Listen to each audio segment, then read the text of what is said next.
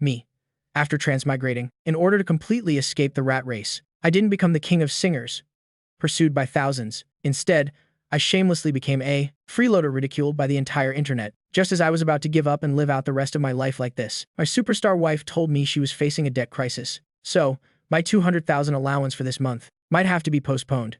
Hearing this, I felt like my heart was being squeezed. This is my lifeline. Yang Mi looked at my shocked expression. She rarely took the initiative to hold my hand. So, I need you to do me a favor. Her tone suddenly became serious. Mango TV has a reality show for married couples. The appearance fee they're offering is sky high, as long as we can participate. It won't just solve the company's urgent problem, but it will also...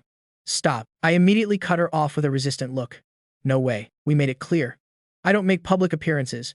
I don't enter the entertainment industry. This is the basic principle of our agreement. Lin Xyun. Yang Mi's voice grew heavy. Her eyes glistened with unshed tears. Do it for me. For the hundreds of employees at the company, and also for your next 6 months of allowance. Please, in my mind, my salted fish persona and the golden banknotes were at war. In the end, the fear of unemployment won. I was discouraged, as if my backbone had been removed. Just this once. Also, on the show, you have to listen to me. Fine. Yang Mi's eyes lit up instantly. I dazedly went upstairs, completely oblivious to the change in the woman behind me. After I left, the sorrowful look on Yang Mi's face vanished completely, replaced by a cunning smile. She picked up her phone and called her assistant. The plan is going smoothly, he agreed.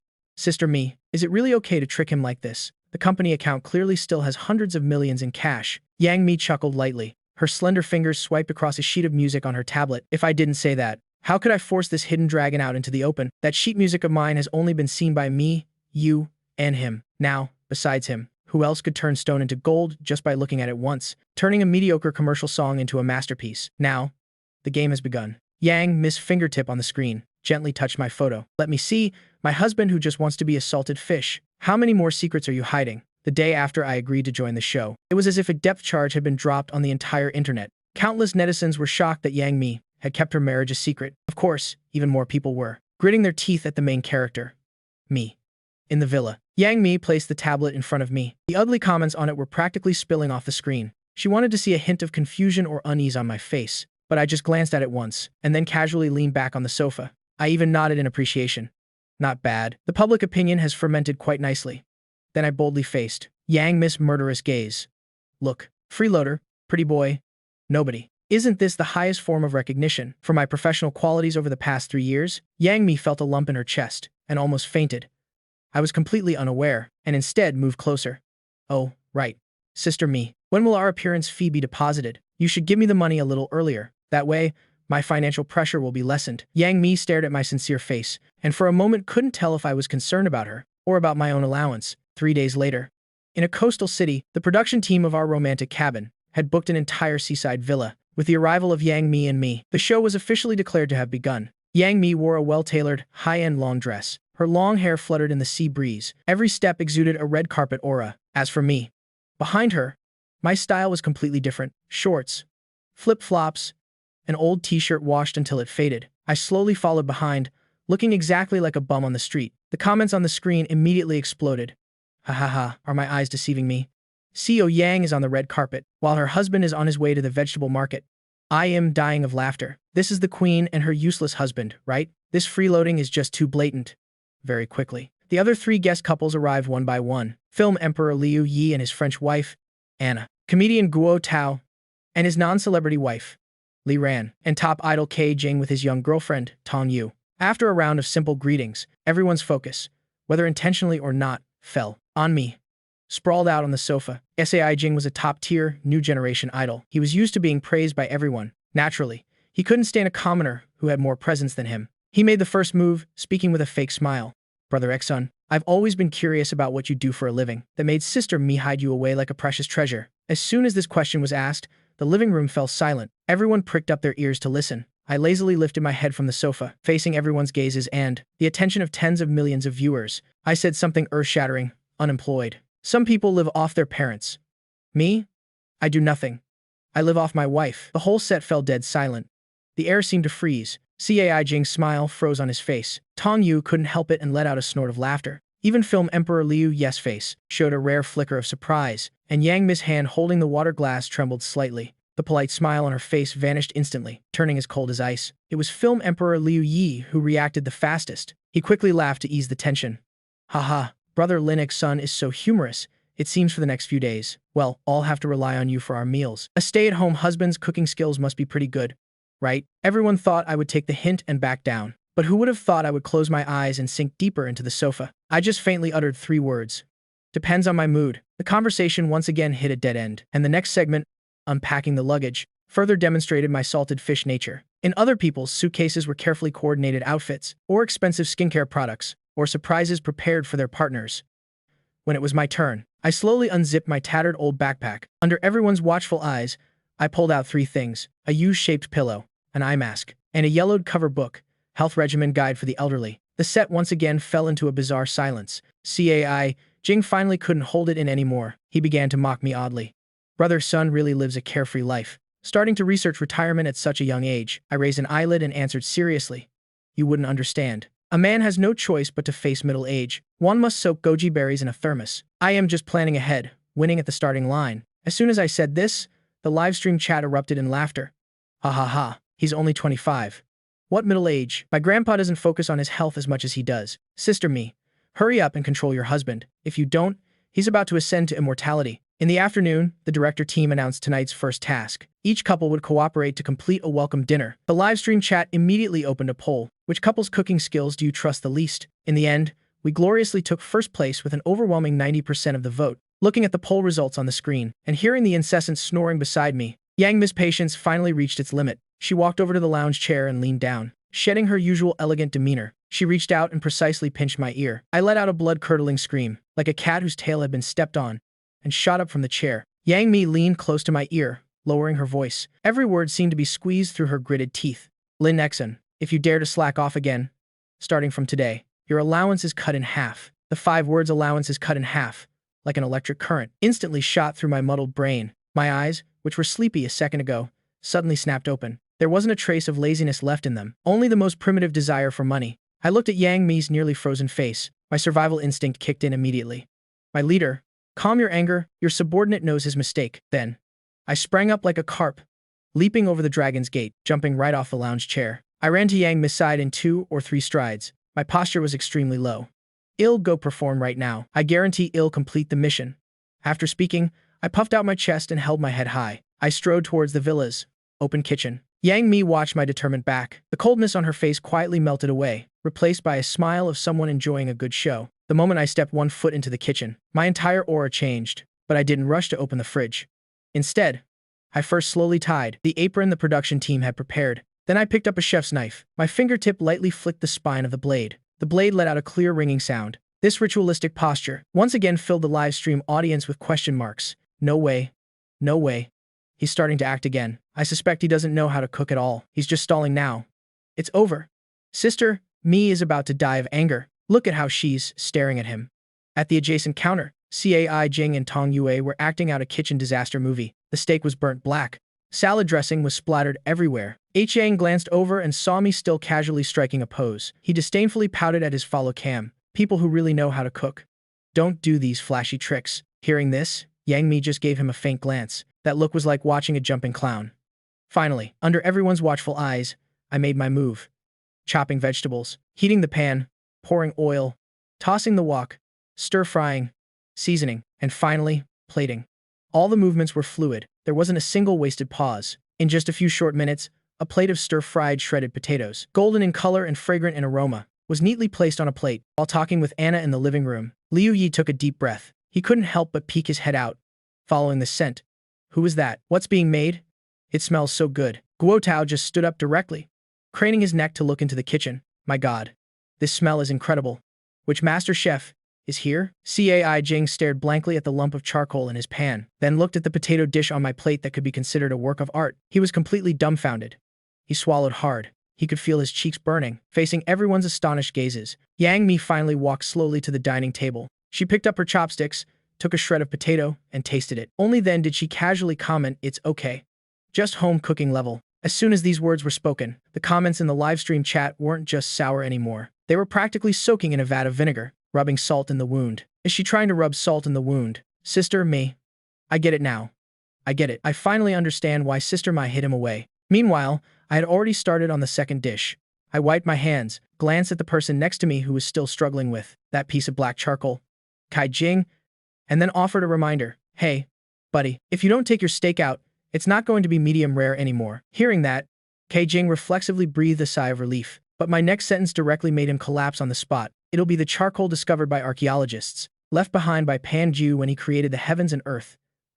Comedian Guo Tao was the first to lose it. He burst out laughing. Hi Jing's handsome face instantly turned as red as a pig's liver. The hand holding the spatula was trembling.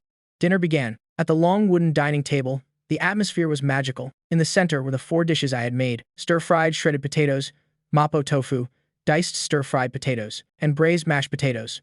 4 ordinary, home-style dishes, but their aroma was unreasonably domineering, making people's mouths water. And in the most obscure corner of the table, a single dish sat alone, pitch black, stiff, emitting a faint burnt smell. The comments in the live stream chat were laughing like crazy. I feel bad for the steak.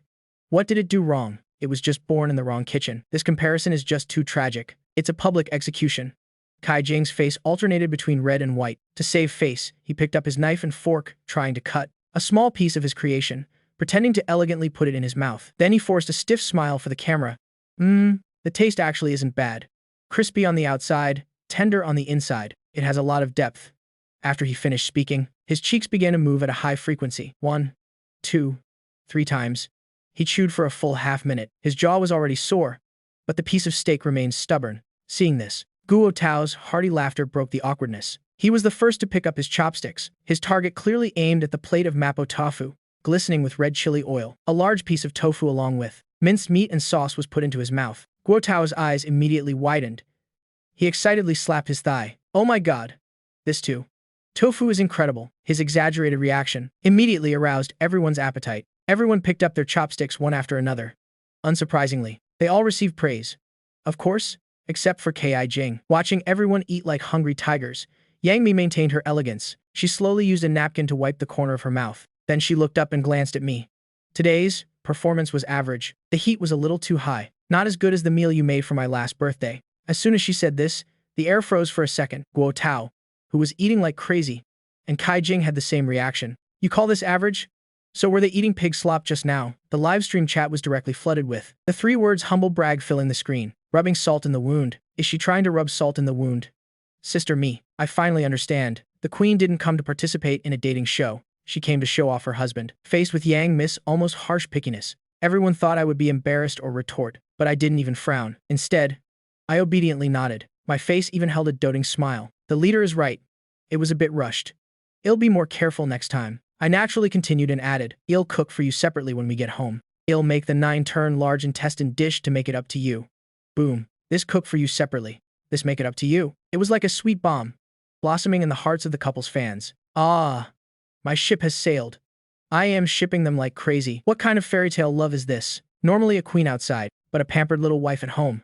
I love this script. After eating and drinking his fill, Guo Tao wiped his mouth with a napkin. He looked at Kai Jing next to him, who had gone from a human rice bucket to an autistic state, and laughingly stood up to mediate. Just eating is too boring. Come on, let's move to the living room. Let's have some after-dinner entertainment. Whoever has a talent, don't hide it anymore. Let the livestream audience enjoy the show too. For Kai Jing, these words were like a drowning person grabbing a lifebuoy. His dim eyes lit up instantly. Then I'll start by showing my humble skills. I happen to have written a theme song for my new album. Today, I'll borrow this opportunity to sing for the seniors and the friends in the livestream chat. Then he walked to the middle of the living room and chose from the instruments the production team had prepared. An expensive Martin guitar. He sat on a high stool in a professional posture. His girlfriend, Tong Yue, instantly transformed into his #1 fan. She held her phone up in front of him, excitedly making hearts at the livestream camera. Is everyone ready? You're about to enjoy the exclusive global premiere of the new song, Lark by our Cai Jing. Everyone in the living room politely applauded. They watched him expectantly. Except for me. After eating, I had found the deepest corner of the sofa and sunk into it.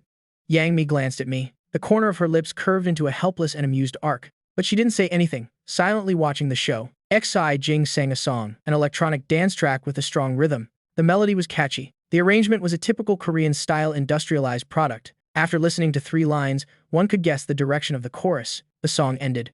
Kai Jing strummed the final chord and struck a handsome finishing pose. Tong Yue was the first to scream and run up to hug him. Film Emperor Liu Yi politely applauded. He gave an impeccable comment. It's a very mature industrialized work. The level of completion is very high. Guo Tao joked cheerfully. Not bad.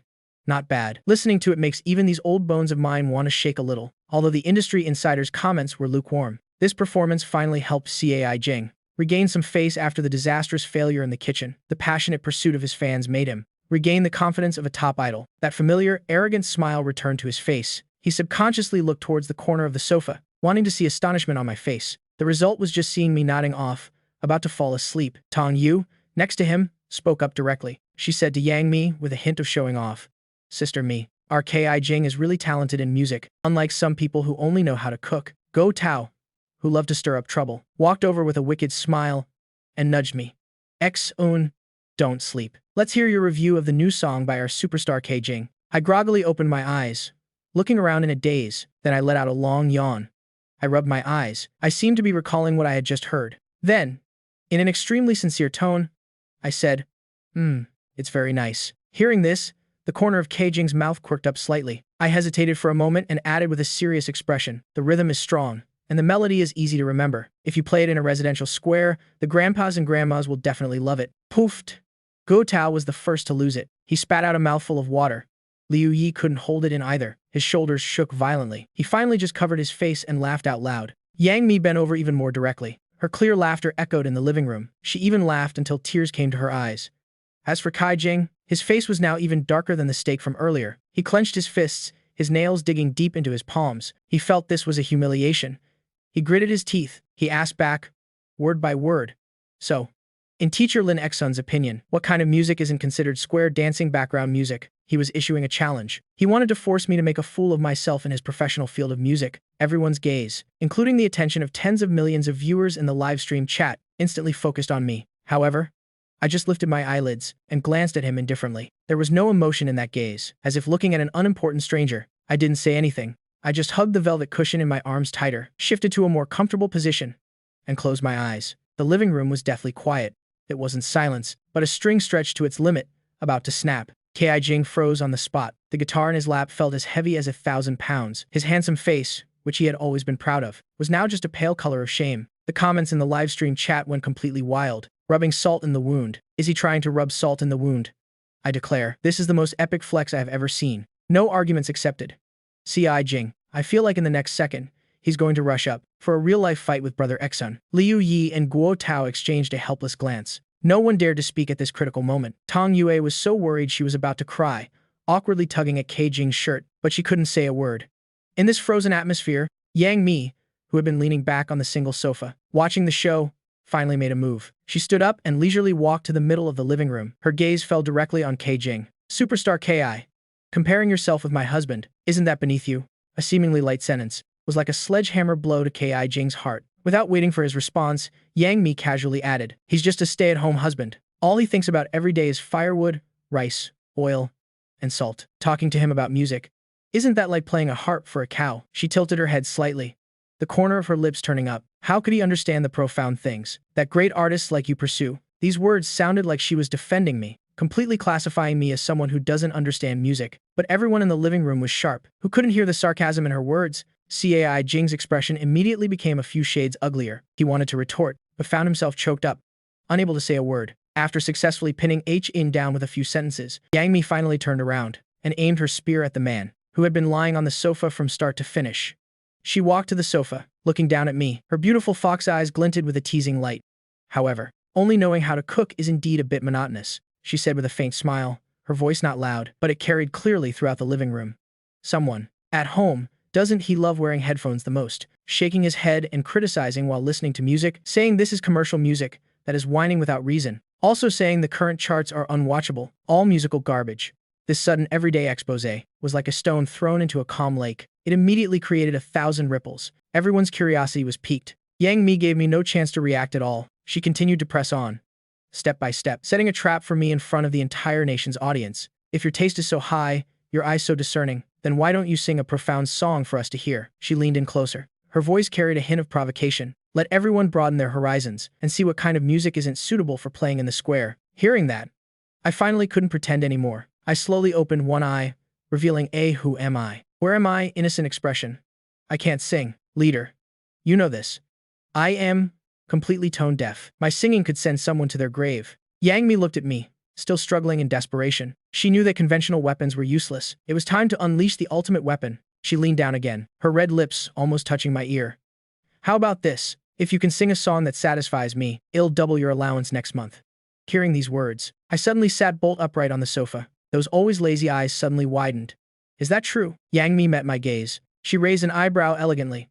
The whole country is watching. Receiving an affirmative answer, I slowly stood up from the sofa. Then, for the prosperity and economic stability of our family, and also to inject a little vitality into the stagnant Chinese music scene, I will reluctantly show off my humble skills today. After casually picking up a nearby guitar, I sat down on the high stool. The moment I sat down, the atmosphere in the entire living room seemed to freeze. The lazy, money-grubbing man from a second ago had vanished without a trace. In his place was a man with an aura, so powerful it could isolate everything. I didn't say another unnecessary word. I just lowered my head. My fingers swept across the strings simply and cleanly. A simple and clear intro rang out. This melody had a strange magic. The entire villa instantly quieted down. Go Tao, who had been wanting to watch the excitement just now, the smile on his face unknowingly disappeared. Tong Yue, who had been worried about her boyfriend, also forgot her nervousness, sat quietly, holding their breath.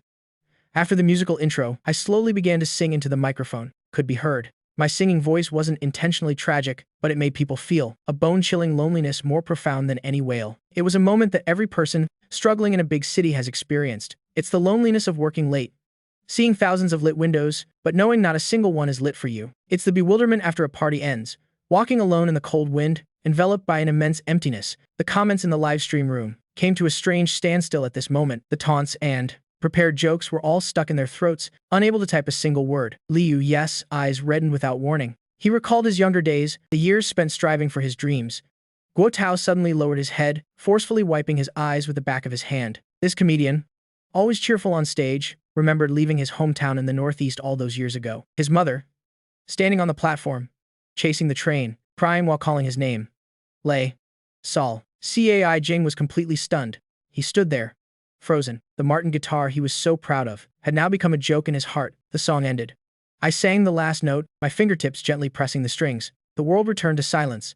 I said nothing, just sat there quietly, as if the seasoned poet who had just sung his life story had reverted to being that quiet man. The dead silence at the scene lasted for more than 10 seconds. No one clapped. No one said a word. Any sound at this moment would have felt redundant and blasphemous. Finally, Liu Yi was the first to break the silence. He stood up, his voice trembling uncontrollably as he spoke. Brother Lin X's son, thank you. The song you sang tonight. He hesitated for a moment, as if searching for the most precise words. This is poetry. It's life. It's the glass of wine that every lonely wanderer praises to themselves in the dead of night. This praise was as heavy as Mount Tai, directly putting a divine seal on tonight's performance. Faced with this ultimate praise, I acted like an outsider, hopping down from the high stool and giving a long stretch. Then, under everyone's complicated gazes, I trotted over to Yang Mi, rubbing my hands together. That handsome face wore a fawning and eager expression. Leader, I've finished singing. You're satisfied, right? So, about that 400,000. The atmosphere froze for a second. PFAT, ha ha ha. Oh, I can't take it anymore. Guo Tao, who had just been wiping his tears, completely broke character. He laughed so hard he slid off the sofa, clutching his stomach and howling with laughter. Even the always composed Liu Yi couldn't help but shake his head, his face a mixture of helplessness and amusement. Then, he solemnly extended his hand, looking at me seriously with the posture of an equal. Brother Lin X's, I was truly enlightened today. If it's convenient, let's exchange contact information. If there's a chance in the future, I will definitely ask you for a song, regardless of the price. The weight of these words was understood by everyone present. This was no longer a senior supporting a junior, but the highest recognition from a king, in one field for a genius in another. Before I could answer, Guo Tao scrambled up from the floor. He threw an arm around my shoulders, shaking me, half-jokingly pressing, "Little brother, you've hidden yourself too well. Spit it out. How many more talents do you have that we don't know about? If you still don't tell the truth, I'll eat all the braised pork you made." This threat successfully made a wary expression appear on my face. I immediately switched back to my usual salted fish mode, letting out a long yawn. That's it. Really. That's it. Not a single drop left. In this clamor, only Kai Jing was like a puppet whose soul had been ripped out. He stood in the corner, his face pale. The Martin guitar he was once so proud of was carelessly thrown to the ground by him, becoming trash. He didn't join any of the discussions, nor did he pay attention to the worried calls of his girlfriend, Dong Yu. He just stared at me blankly, his gaze a mixture of shock and unwillingness to accept defeat, along with the bewilderment of being completely crushed. Then he silently turned around and quietly walked back to his room. Slam. A heavy door closing sound declared the complete end of a top idol's pride. That night's livestream ended in such a strange atmosphere, but all the viewers knew this was just the beginning. By now, I had also returned to the bedroom. The door closed, isolating all the cameras and sounds from outside. The atmosphere in the room changed instantly. Yang Mi didn't, as usual, go remove her makeup or handle work. She just stood by the bed with her arms crossed. Her stunningly beautiful face was expressionless, but I keenly sensed an unusual sense of pressure. I knew something was about to happen. Lin Exun. Yang Mi spoke, calling me by my full name for the first time. Her voice lacked its usual teasing tone, containing only cold scrutiny. Stop pretending with me. Who are you, really? In the darkness, Yang Mi's eyes were like two scalpels, wanting to dissect me cleanly from the inside out. The story about your family owning a restaurant and being nauseated by the smell of grease since you were a child, that was a lie, wasn't it? She took a step forward, her aura at full force. A person who can't even stand the smoke in the kitchen could never write the sober one is the most absurd. I am busted. That was the first thought that popped into my head. The queen is angry. I probably won't get through this today. I sat down on the edge of the bed, running my hands through my hair, scratching it in frustration. All right, I admit that story was made up. I looked up, looking at the imposing woman before me. My eyes showed a hint of complexity. I was a little different since I was a child. I chose my words, beginning to spin a lie, a completely new one, but one that sounded more plausible. I am very sensitive to things like sounds, melodies, and words. I learn things ridiculously fast. Others might take a year to learn guitar. I can play it after a week of messing with it. Songs I've heard, sheet music I've seen once, I basically can't forget them. Let's just call it a natural talent. I hesitated a bit, my voice carrying a hint of self-mockery. But you can't eat this stuff. I tried singing in bars. People said my songs were too gloomy, not lively enough. I also tried sending my work to record companies. They said my lyrics were too convoluted, not commercial enough, that I couldn't get famous. I wanted to find a decent job, but I don't have any proper qualifications. After a while, I got lazy and didn't want to struggle anymore. These words of mine were half truth, half lie, yet they accurately touched upon all the pain points of a talented genius who never got his break.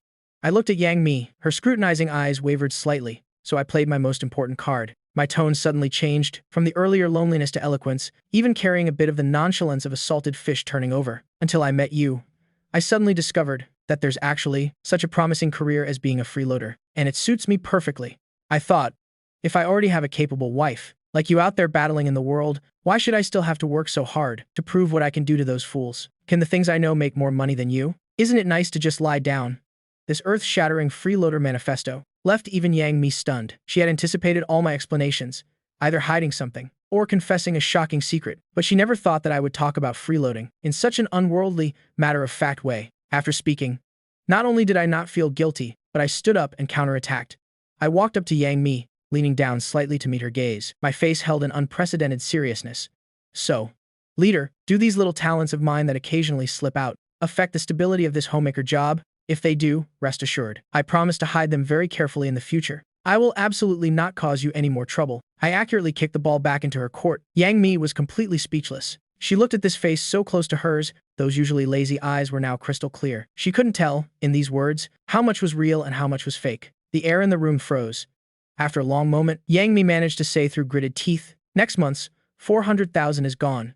After saying that, she didn't look at me again, turned and walked into the bathroom. A slam. The bathroom door was shut, leaving me with her charming back. I was left alone, facing the empty, luxurious bedroom. My earlier straightforward and roguish demeanor instantly collapsed. My facial muscles twitched. It was the heartache of losing 400,000. Just as I was mourning my lost assets, a click was heard in the bedroom. The bathroom door opened. Yang Mi walked out from the billowing steam. I instinctively looked up, and my breath hitched for a moment. She was wrapped only in a white bath towel that reached her knees. Her long, wet hair was draped over her fragrant shoulders, a few strands clinging to the beautiful curve of her neck. Transparent water droplets were slowly sliding down her collarbone, disappearing into the captivating cleavage created by the towel. The dim yellow light from the headboard shone on her, casting a soft glow on her skin, which was whiter than snow. Those long, straight legs were exposed in the air without any cover, so white they were dazzling. The words 400,000 were instantly wiped from my mind, leaving only a blank space. I swear, in the past 3 years, this was definitely the closest I've come to a life-threatening situation. Yang Mi seemed completely oblivious to the dumbstruck expression of the man on the bed. She absently dried her hair with a towel while pacing around the room. Her mood was very conflicted because of hearing my freeloader declaration, and now, Because she had deducted my 400,000, she felt an indescribable guilt. She shook her head, wanting to shake off this ridiculous feeling. Her gaze casually swept across the room, passing over the wardrobe, the dressing table, finally stopping on the only large bed in the middle of the room. Yang Mi's hair-drying motion froze. Her whole body was as if someone had hit the pause button. The bed. One bed. Her mind buzzed, as if hit by a sledgehammer. How could she forget such an important thing? For the past 3 years, to abide by the agreement, she had always slept in a separate room from me and her villa, keeping to our own sides. This had become a deeply ingrained habit, but this was the house arranged by the production team, a reality show about couples. How could the production team possibly prepare 2 bedrooms? For a loving couple, a rush of hot air shot from the soles of her feet to the top of her head. Yang Mi felt her cheeks heating up at a visible rate. She abruptly turned her head to look at the man on the bed hugging a pillow, who was looking at her with a pure and innocent expression. That expression seemed to say, "Ah, leader, you've noticed the problem too, huh?" Yang Mi's internal defenses trembled violently at this moment. She tried to suppress the panic in her heart, regaining her decisive, formidable, queenly demeanor. "Go sleep on the sofa." I followed the direction she was pointing, glancing at the small, expensive-looking single sofa in the corner, but it was clearly just for decoration. I sat up from the bed, a difficult expression on my face. "Leader, look at this sofa. I am over 180 centimeters tall. I can't even straighten my legs on it." I continued acting with a pained expression. "If I sleep on this for one night, I'll wake up tomorrow with either a herniated disc or a dislocated cervical vertebra. At that point, forget about cooking. You might even have to feed me." Yang Mi's eyebrow twitched violently. Just as she was about to say something, I didn't give her a chance to rebut, eloquently listing my contributions. "Besides, look how hard I worked today." I counted them off on my fingers. "For the sake of our family's face, I endured the pressure of competing against a top idol. For your mission, I even brought out a well-hidden original song. My throat is about to go hoarse. Both my mind and body have been severely traumatized." I clutched my chest with a wronged expression. "And now, a great hero who has worked so hard like me can't even get a bed to sleep on? Leader, how can you be so heartless? If the whole country finds out, they'll say you're abusing your house husband." This combo of mine left Yang Mi speechless. This bastard. How can he be so shamelessly eloquent? And with such a tragic air, too. The 2 of them, separated by a large bed, were in a strange standoff. One wrapped in a towel, heaving with anger. The other sitting properly by the bed, with an innocent gaze, shamelessly refusing to leave the bed. In the tense, awkward, and ambiguous atmosphere, various breaths mixed together, causing the temperature in the room to rise bit by bit. In the end, Yang Mi gave in. She discovered that her prized eloquence and aura were completely useless in front of this man. She gritted her teeth and walked quickly to the wardrobe as if to vent her anger. She rummaged inside and pulled out a Hermes silk scarf she often used, then walked to the bed and forcefully threw the silk scarf into the middle of the bed. The soft, elegant silk scarf on the large bed drew a 38th parallel that was both slender and fragile. "You can sleep here." She pointed at the line, declaring fiercely, "But you can't cross the line." She emphasized her tone, deploying her final weapon. "If you dare cross the line, don't even think about getting a single cent of allowance for the next 6 months." I looked at the silk scarf that, with just a turn, could be rendered non-existent, my heart blooming with joy, but I still muttered under my breath. "This bed is so wide, it's like the Great Rift Valley is between us. Besides, who can control themselves when they're asleep at night? What if I accidentally roll over?" Yang Mi's face instantly flushed red from her cheeks to her ears. Roll over. That choice of words was truly roguish. She was both embarrassed and angry. Her mind went blank, her body reacting before her reason could. She grabbed a soft bolster pillow from the bed and threw it with all her might, straight at my hateful face. "Shut up. If you say one more word, get out and sleep on the floor right now." I reacted extremely quickly, easily leaning aside to dodge it, and smoothly catching the thrown pillow in my arms. The pillow still carried the sweet, pure scent from Yang Mi's body. I chuckled, obediently shutting my mouth, and lay down in satisfaction. A victory. Yang Mi looked at my smug, triumphant expression, and gritted her teeth in anger, but she was helpless against me. She could only turn and go into the walk-in closet, slamming the door. I lay on the bed, placing the fragrant pillow under my head, and let out a contented sigh. A moment later, the closet door opened again. Yang Mi had changed into a conservative silk pajama set. She walked out with an icy expression. Not looking left or right, she lifted her side of the blanket and lay down rigidly, her body as stiff as a steel plate, trying her best to stay far away from the Chu-Han River in the middle. The bedroom was dead silent. Yang Mi's body was as stiff as an iron plate, lying right on the edge of the bed, almost about to fall off. That slender Hermes silk scarf was the Chu-Han River she had drawn. It was also her final psychological line of defense, but her senses had already betrayed her. The presence of the heat source beside her was too intense. A masculine scent, a mix of grassy body wash, and the smell of sunshine, was aggressively invading her territory, leaving her flustered and distracted. She was rehearsing 100 plans in her head. If he dared cross the line, she would kick him off the bed. As a result, In less than 3 minutes, a steady and deep breathing sound came from beside her. The sound was stable and low, carrying the peace of someone unconcerned with worldly affairs. He's asleep. Sleeping like a log. This huge contrast made Yang Mi feel a tightness in her chest. She was both angry and amused. She opened her eyes and stared at the blurry silhouette of the magnificent crystal chandelier on the ceiling. Heartless jerk. She cursed silently in her heart. The quieter it got, the more vividly the images swirled in her mind. My masterful knife skills in the kitchen, me singing with a guitar under the lights, the radiant focus while singing Chow Chow, and also the eloquent shamelessness when I was playing the victim, along with the fawning mention of 400,000. These images replayed over and over in her head, impossible to banish. She discovered that this man, this contract husband she thought she had under complete control, was, in a way she couldn't comprehend, completely occupying all her thoughts. Time passed. Just as Yang Mi's consciousness was hazily drifting off to sleep, an unannounced midnight earthquake erupted. The man sleeping like the dead beside her suddenly turned over. The large, soft bed shook violently with him. The Hermes silk scarf, symbolizing the queen's last shred of dignity, under my strong body, was easily crushed and crumpled, instantly becoming nothing. My whole body rolled over without any obstruction. Yang Mi's body instantly stiffened. The next second, an incredibly hot arm naturally rested on her waist. Immediately after, a messy head of hair moved closer. Warm breath puffed rhythmically onto the back of her ear and neck, her most sensitive area. It tickled so much, her scalp went numb. This zero-distance contact was like an electric current, instantly shattering all of Yang Mi's psychological defenses. Her heart suddenly stopped beating. Then it immediately began to pound crazily like a war drum. Each beat against her chest made her eardrums ring. She was even ridiculously worried that this heartbeat would wake up the guy sleeping like the dead next to her. For the past 3 years, she had been like a lone female warrior, fighting in the jungle of business and human hearts, long accustomed to the cold. This was the first time she discovered that towards a man's closeness, not only was she not repulsed, but she actually felt a sense of security and protection. This feeling made her both panicked and mesmerized. Push him away or let it be, this internal battle lasted for 10 minutes. In the end, the deep-seated desire for warmth won out over the so-called contract and reason. She gave up resisting. Her tense shoulders relaxed. Her rigid back also gradually softened, tacitly accepting the posture that almost enveloped her completely. Just as her nerves completely relaxed and she was about to adapt, I, in my sleep, suddenly tightened my arm, pulling her deeper, tighter into my embrace, and buried my face deeper into the crook of her neck. Then I smacked my lips and mumbled some indistinct sleep talk. My 400,000. So soft. So soft. These words were like 2 bolts of lightning exploding in Yang Mi's mind. She instantly understood. This bastard, who was taking full advantage of her, basically saw her in his dream as a soft pillow stuffed with 400,000 inches cash. Whoosh. Yang Mi's face, from her cheeks to her earlobes, turned so red it looked like it could bleed. Both embarrassed and furious, she wished she could immediately turn around and strangle him on the spot, but my embrace was truly warm. After giving up her resistance, Yang Mi, with an indescribably complex mood, fell into a deep sleep in the warm, solid embrace of this bastard. The night grew deeper. In the stillness of everything, my eyelashes, belonging to the one supposedly fast asleep, suddenly fluttered. The next second, I slowly opened my eyes.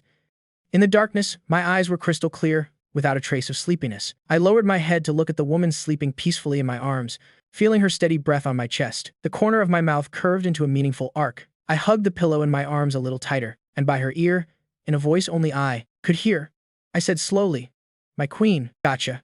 A ray of sunlight pierced through the curtains, landing on Yang Mi's face.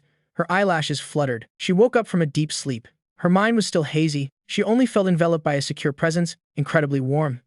So comfortable, she wanted to linger a little longer. The next second, she suddenly became wide awake. The scene before her eyes made her mind go blank instantly. Her whole body was like a cooked shrimp. Limbs wrapped around me, her cheek pressed against my firm, warm chest. Social death. This was the only phrase in her head right now. She wanted to spring away, to escape, as if touched by a hot iron. But any big movement could wake up the bastard beside her. Just the thought of me catching her in the act sent a numbing sense of shame through her scalp. Yang Mi began a silent prison break. She held her breath, her movements as gentle as defusing a bomb.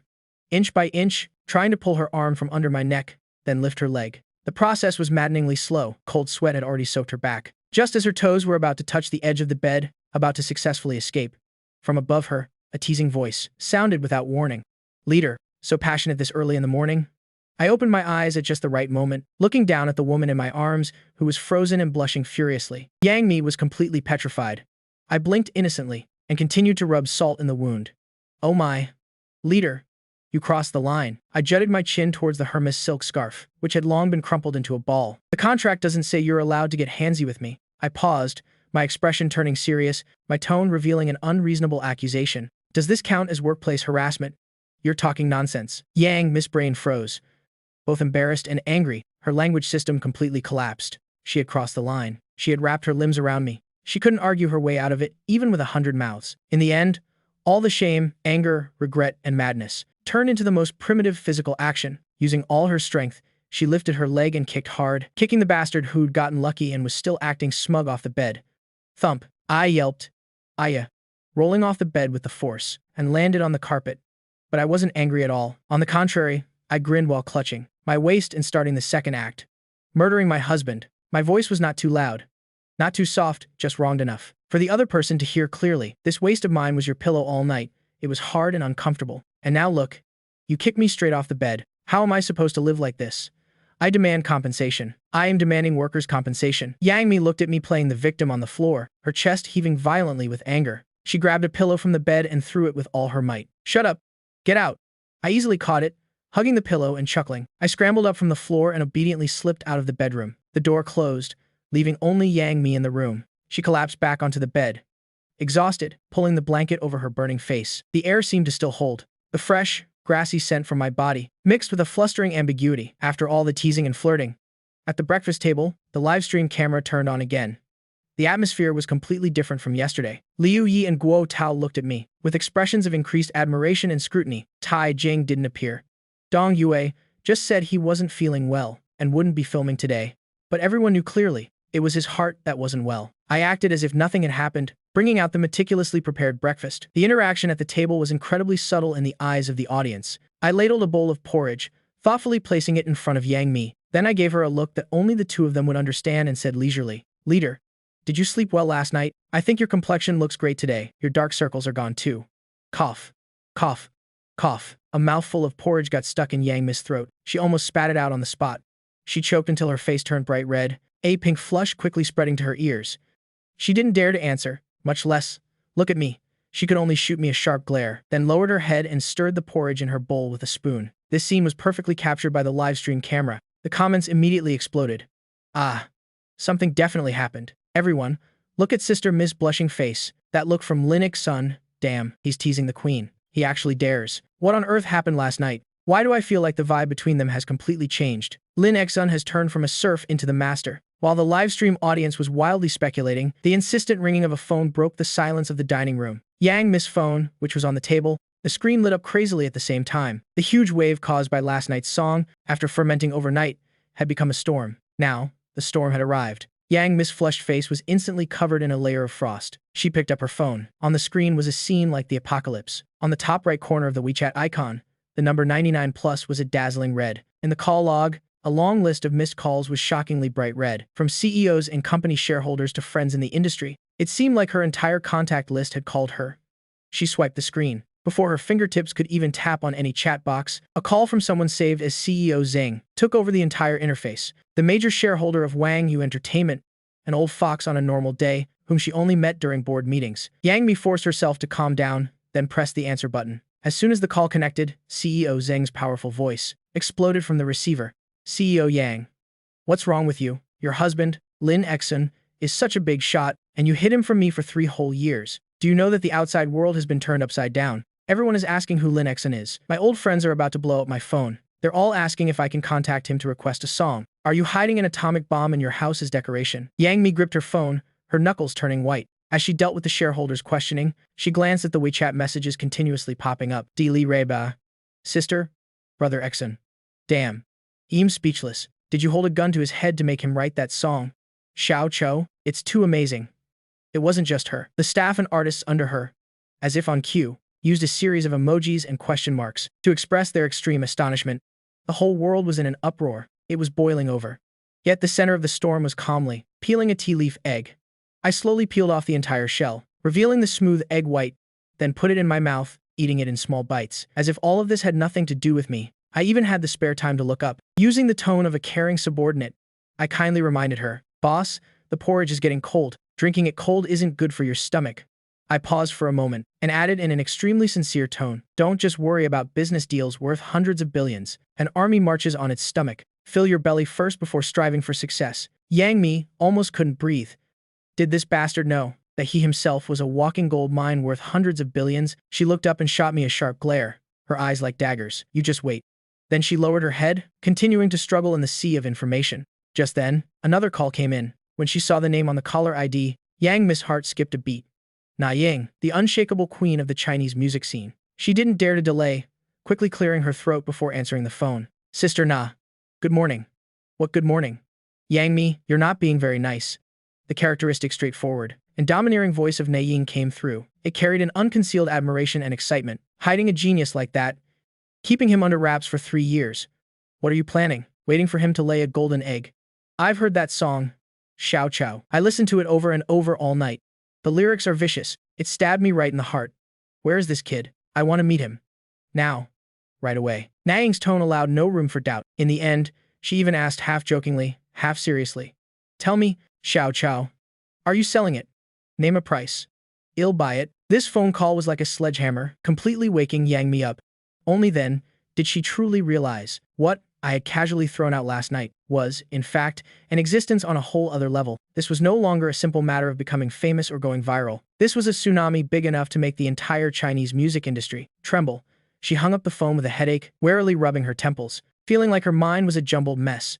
Who was that, making you look so serious? My punchable face leaned in close again, my face filled with pure curiosity. Yang Mi no longer had the energy to be angry with me. She weakly uttered 2 words. Na Ying. I tilted my head and thought for a moment. Then a look of realization appeared on my face. I remember now. She's that judge on the show who always props up her chin and asks, "What is your dream?" I even imitated the pose. Finally, I concluded with a sentence. Her voice is really loud. Yang Mi was completely speechless. She discovered that the logic, eloquence, and aura she had always been proud of, in front of this man with his strange way of thinking, were completely useless. It was impossible to communicate. After forcing herself to answer more than a dozen important phone calls, Yang Mi was finally exhausted. She placed her phone face down on the dining table. The world was finally quiet for a moment. She looked up towards the salted fish across from her who had long since eaten and drunk his fill, and was now holding a toothpick. After a long moment, she let out a long sigh, as if to release all the pride and pretense of the past 3 years. She relaxed her tense shoulders, letting go of her queenly aura, adopting a posture that even she found unfamiliar, one that even carried a hint of fatigue and a plea for help. She spoke softly. Lin Exun. I didn't answer right away. I just tilted my head. My eyes, which always held a hint of teasing, were now calmly looking at her. Yang Mi felt a bit unnatural under my gaze. Just as she was about to say something else, I tossed the toothpick onto the table. I stood up leisurely. All right.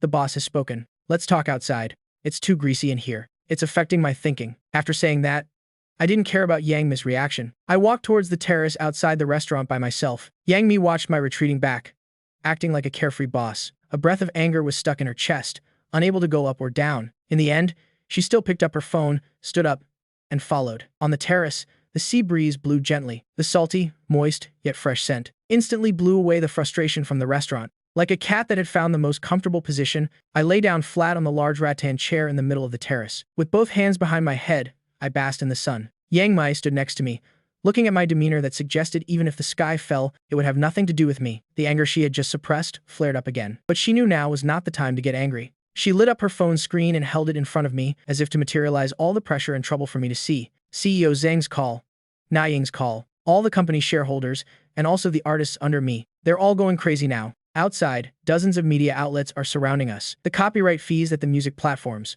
are offering have already reached 8 figures, and it's still rising. She pulled her phone back. Her voice was filled with uncontrollable frustration and helplessness. Like spilling beans, she poured out all the difficulties she was facing. Now everyone wants to know who the author of Xiao Chou is, whether this song is for sale, and where on earth you came from. After she finished speaking, she stared at the man lying on the chair with his eyes closed. Finally, she combined all her questions into one. What are you going to do? I didn't even open my eyes, lazily uttering 2 words. Ignore it. Yang Mi's fists clenched instantly. Just before she exploded, I spoke again leisurely. But I can give you an idea. But let me say this first. I don't do troublesome things. I only move my mouth. All the legwork and execution is on you. Yang Mi was so angry she wanted to laugh. These words made it sound as if I were the busy boss with 1,000 tasks. But she still managed to hold it in. She squeezed out one word from between her teeth. Speak. Only then did I satisfyingly adjust my position. I raised a finger and swayed it gently in the morning sun. This song, Jiao Chao, is a gift for you. Yang Mi froze on the spot. A gift for me? It seemed I could read her mind. I continued in a steady tone. Yes, a gift for you. How you use the copyright profits is all up to you. You can sell it, or you can keep it for the company to use. It's up to you.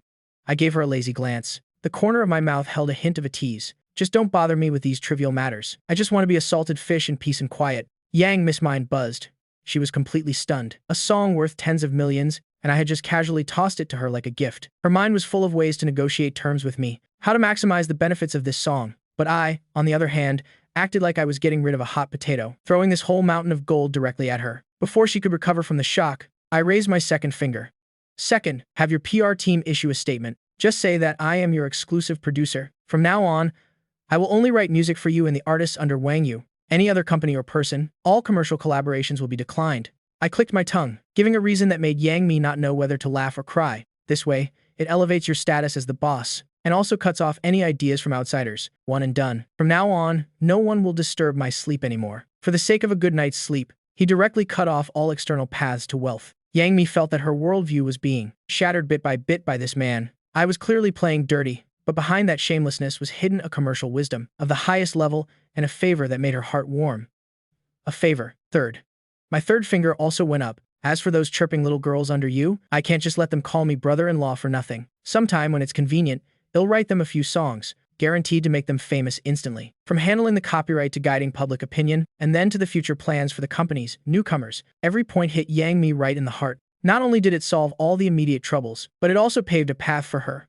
For the entire company, a path leading to even greater heights, and there was that feeling of exclusivity, reserved only for her, hidden under the ridiculous reason of wanting to sleep.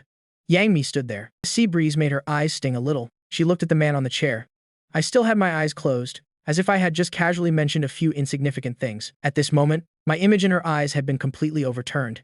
After a long moment, Yang Mi finally found her voice again. She didn't stand anymore, but sat down on the empty chair next to me. She tilted her head, looking at my sharp profile under the sun. Her throat was a little dry. Lin. Ex-son. That agreement of ours. She paused for a moment, seeming to search for the right word. Isn't it a bit ridiculous? This was the first time she had taken the initiative to question the black and white agreement between them. The cold contract she had once been proud of, used to maintain a safe distance. The moment she finished speaking, I finally opened my eyes. I turned my head, looking at Yang Mi with an expression of pure astonishment, as if I had heard the most unbelievable thing in the world. Ridiculous. How is it ridiculous? I asked back eloquently. I think it's great. It's in black and white. Rights and responsibilities are clear.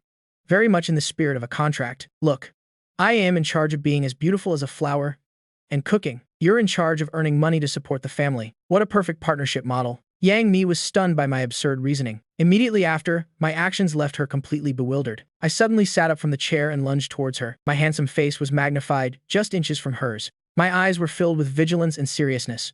Boss, you're not thinking of withholding my allowance, are you? My expression was extremely serious. My tone exuded a sense of solemnity. Let me tell you, anything else is negotiable. The allowance is the foundation of this partnership. If this foundation is shaken, our partnership cannot continue. Yang Mi's brain froze for 3 seconds. All the warmth, emotion, and admiration that had just begun to sprout in this very moment was shattered by my outrageous statement. She looked at the man in front of her, both embarrassed and angry. In the end, she couldn't help it and burst out laughing. She raised her fist and gently punched my shoulder. Who wants to withhold your money, you money grubber? I chuckled, not dodging, and instead took the opportunity to grab her incoming fist. Yang Mi's body stiffened. She tried to pull her hand back, but I held it even tighter. She struggled a few times, then let me be. Neither of them mentioned the word agreement again. But that cold agreement, full of clauses, at this moment, existed in name only. Back in the living room, the live stream cameras once again enveloped them. The pink flush on Yang Mi's cheeks had not yet faded. Half was from the sea breeze, and half was from being teased by me. She picked up the half-cool glass of water on the table, about to take a sip, when a hand reached out. It very naturally took the glass of water from her hand. Under Yang Mi's astonished gaze, I tilted my head back and drank the rest of the water in the glass. My Adam's apple bobbed.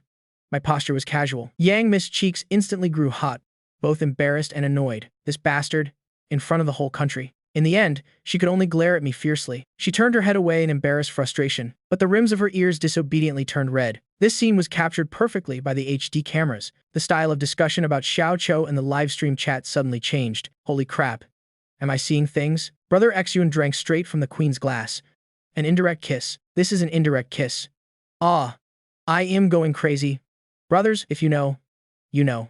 Something definitely happened last night. The family's status reversed overnight. Just as the comments were frantically shipping them, At 2 p.m., the director's team appeared on time and handed out a new mission card. Music is a bridge that connects souls, and also a healing medicine. This afternoon, we invite the couples to go to the High-Exing Autism Rehabilitation Center on the outskirts. Use your music and love to accompany the children there and spend a warm afternoon. As soon as the mission content was announced, I, who had just been feeling smug, flopped onto the sofa with a thud. A salted fish roar echoed through the living room. Ah, I have to work again. And it's an off-site trip. So annoying. I closed my eyes, my face screaming, leave me alone. Let me rot. The other guest couples had already started discussing what instruments to bring and what clothes to wear. Only I remained motionless. Yang Mi walked up to me, looking down from above. She didn't say anything. She just looked at me quietly like that. Her gaze was as cold as ice, clearly writing a sentence. I dare you not to go. My eyelids trembled on the sofa. Feeling that familiar sense of oppression, I was startled. I shot up from the sofa. A bright, fake smile instantly appeared on my face. The boss is right. Being able to contribute to a public welfare cause is the sacred and undeniable responsibility of our younger generation. I've been ready for a long time. When do we leave? This speed of changing faces was so fast the camera almost couldn't keep up. In the living room, Liu Yi and Guo Tao both couldn't help but laugh, turning their heads to snicker. The live stream chat was laughing like crazy. Ha ha ha. Brother Exun's survival instinct is carved into his DNA. The family hierarchy is as clear as day. 1 second he's the king of the world, the next second, whatever the boss says is right. This is how a real married couple acts. I love watching this. Half an hour later, the entire group arrived at the High-Exing Autism Rehabilitation Center. The rehabilitation center wasn't large, but it was very clean. The air was filled with a cautious tranquility. Faced with a group of strangers suddenly barging in, along with a bunch of cold cameras, the dozen or so children in the activity room all showed shyness and resistance. Some clung tightly to the teacher's clothes, hiding their faces behind her. Some hugged an old doll, huddled in the farthest corner, looking at everyone with wary eyes. And some were lost in their own worlds, showing no reaction to the outside world. The scene fell into an awkward silence. Liu Yi cleared his throat, trying to use his magnetic voice to gently tell a fairy tale. But the children didn't react. Guo Tao brought out his best comedic skills, making a few funny faces. He even disregarded his image and imitated a gorilla walking. Only one child glanced at him, then indifferently lowered his head again. Cai Jing, forced to come along by public pressure, reluctantly sang a cappella, a children's song, with a cheerful rhythm. His voice was good, but it was like singing to the air. Yang Mi looked at this heartbreaking and helpless scene, her brows furrowed tightly. Just when everyone was at a loss, I sighed softly in the corner. Then I slowly unzipped my old backpack. Under everyone's curious gazes, I took out something from inside that no one expected, a small harmonica, shimmering with a fluorescent glow. I didn't go into the middle of the crowd. Instead, I casually found a step in the corner and sat down. I didn't say anything, just placed the small harmonica to my lips and closed my eyes. The next second, a melody like a stream in a mountain gorge flowed from the harmonica. It was a simple, clear melody, but it was ethereal and melodious.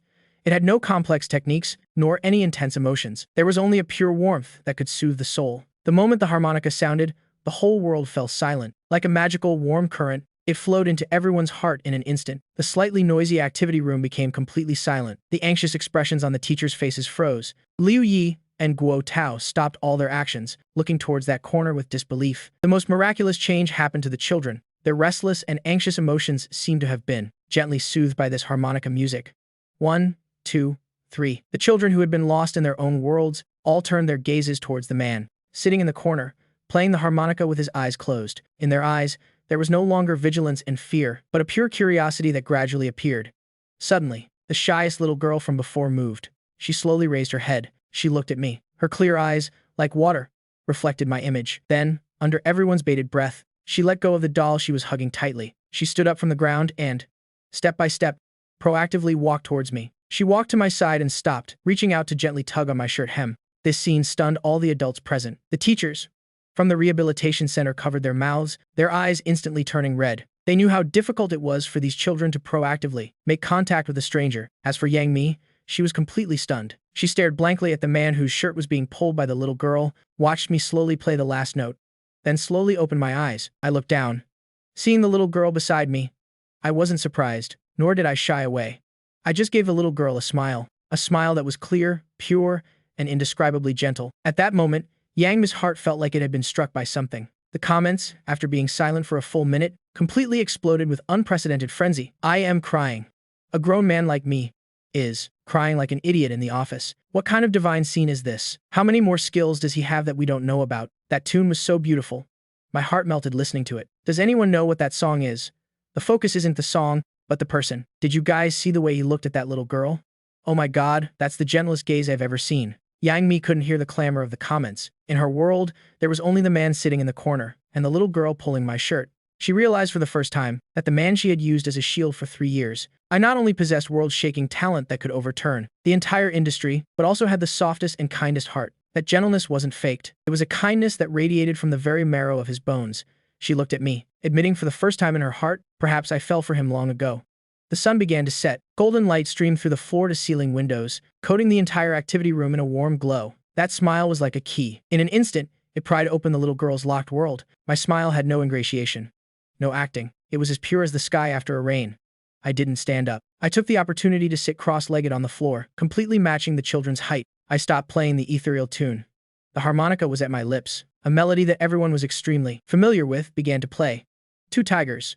Twinkle, twinkle, little star. The simplest children's songs, coming from my harmonica, carried a magic that soothed the soul. The harmonica played at a steady pace, echoing in the activity room. 1, 2. More children huddled in the corner were drawn by this melody. They carefully moved their feet to gather around. They didn't speak, just looked at me with their clear eyes. Like a herd of fawns lured by a flute, the style of comments in the livestream chat completely changed. Holy crap. Even a master has to play children's music to coax kids. This sense of contrast is amazing. What are you laughing at? This scene is so healing. As a real man, my heart melted watching this. Guo Tao's eyes darted around. He winked at Liu Yi. The two of them slipped into the equipment room and dug out some dusty maracas, a tambourine, and a triangle. Guo Tao took the maracas.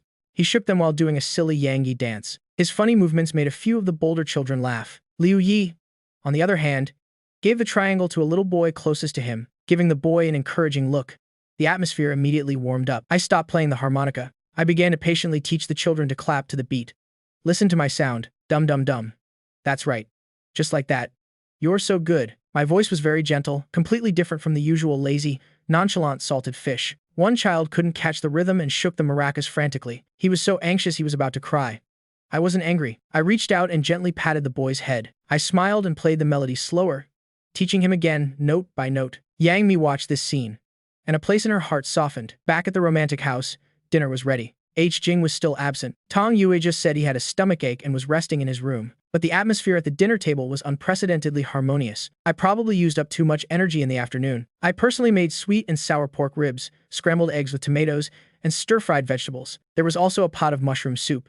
Lin Xun, this afternoon, you really opened my eyes. You have a power to turn something rotten into something magical. Liu Yi praised sincerely. Guo Tao nodded repeatedly. That's right. I've never seen those kids get so close to a stranger like that. This kid's got some skills. I was feeling pleased with myself. I was just about to pick up a piece of rib that had the most appealing color to reward myself, but a pair of chopsticks was faster than me. Yang Mi reached out her chopsticks and precisely picked up that piece of rib. She steadily placed it into the bowl in front of me. The dining room fell instantly silent. I was stunned. My chopsticks hovered in midair. I looked at the glistening rib in my bowl, then looked up at Yang Mi beside me, who still maintained a normal expression. My face immediately filled with exaggerated surprise. Boss, is this for me? I pulled the bowl a little closer to me, afraid someone else would snatch it. I haven't done anything to deserve this. Was it because I performed so well this afternoon, making the boss look good in public? Seeing the corner of Yang Mi's mouth twitch up, I immediately pushed my luck. I lowered my voice and asked expectantly, so, that 400,000 allowance that was deducted before, can I have it back? Guo Tao almost spat out his mouthful of soup. Yang Mi's budding tenderness was choked off by my one sentence. She was both angry and amused. In the end, she could only give me an annoyed glance, but that glance no longer had its usual cold and distant look. Amidst the waves in her eyes was a pout and a smile that even she herself didn't realize. Guo Tao and Li Ren watched this scene, revealing the knowing smiles of parents. And this scene was also broadcast across the internet through the live stream cameras. After 3 seconds of silence, the live stream chat completely exploded. Hey, what did I just see? The queen took the initiative to give food to brother Xun. Oh my god, that look. Did you guys see that look? It's overflowing with love. The sweetness level is off the charts. The atmosphere at dinner, thanks to the afternoon's public service activity, became extremely harmonious. Liu Yi and Guo Tao, one glass after another, were all toasting me. His mouth was filled with words of heartfelt admiration. Lin Xun, about this afternoon. I am truly impressed by you. Guo Dao held his wine glass, his expression serious. I've spent my whole life making jokes and making people laugh. I've never seen anyone like you, who didn't have to lift a finger. And yet, could win people's hearts like that. Liu Yi also nodded. There's something very special about you. I can't quite put it into words, but it's very attractive to others, especially to pure souls. I chuckled. I accepted it all without refusal, not being modest in the slightest. Yang Mi sat to one side. She didn't say much.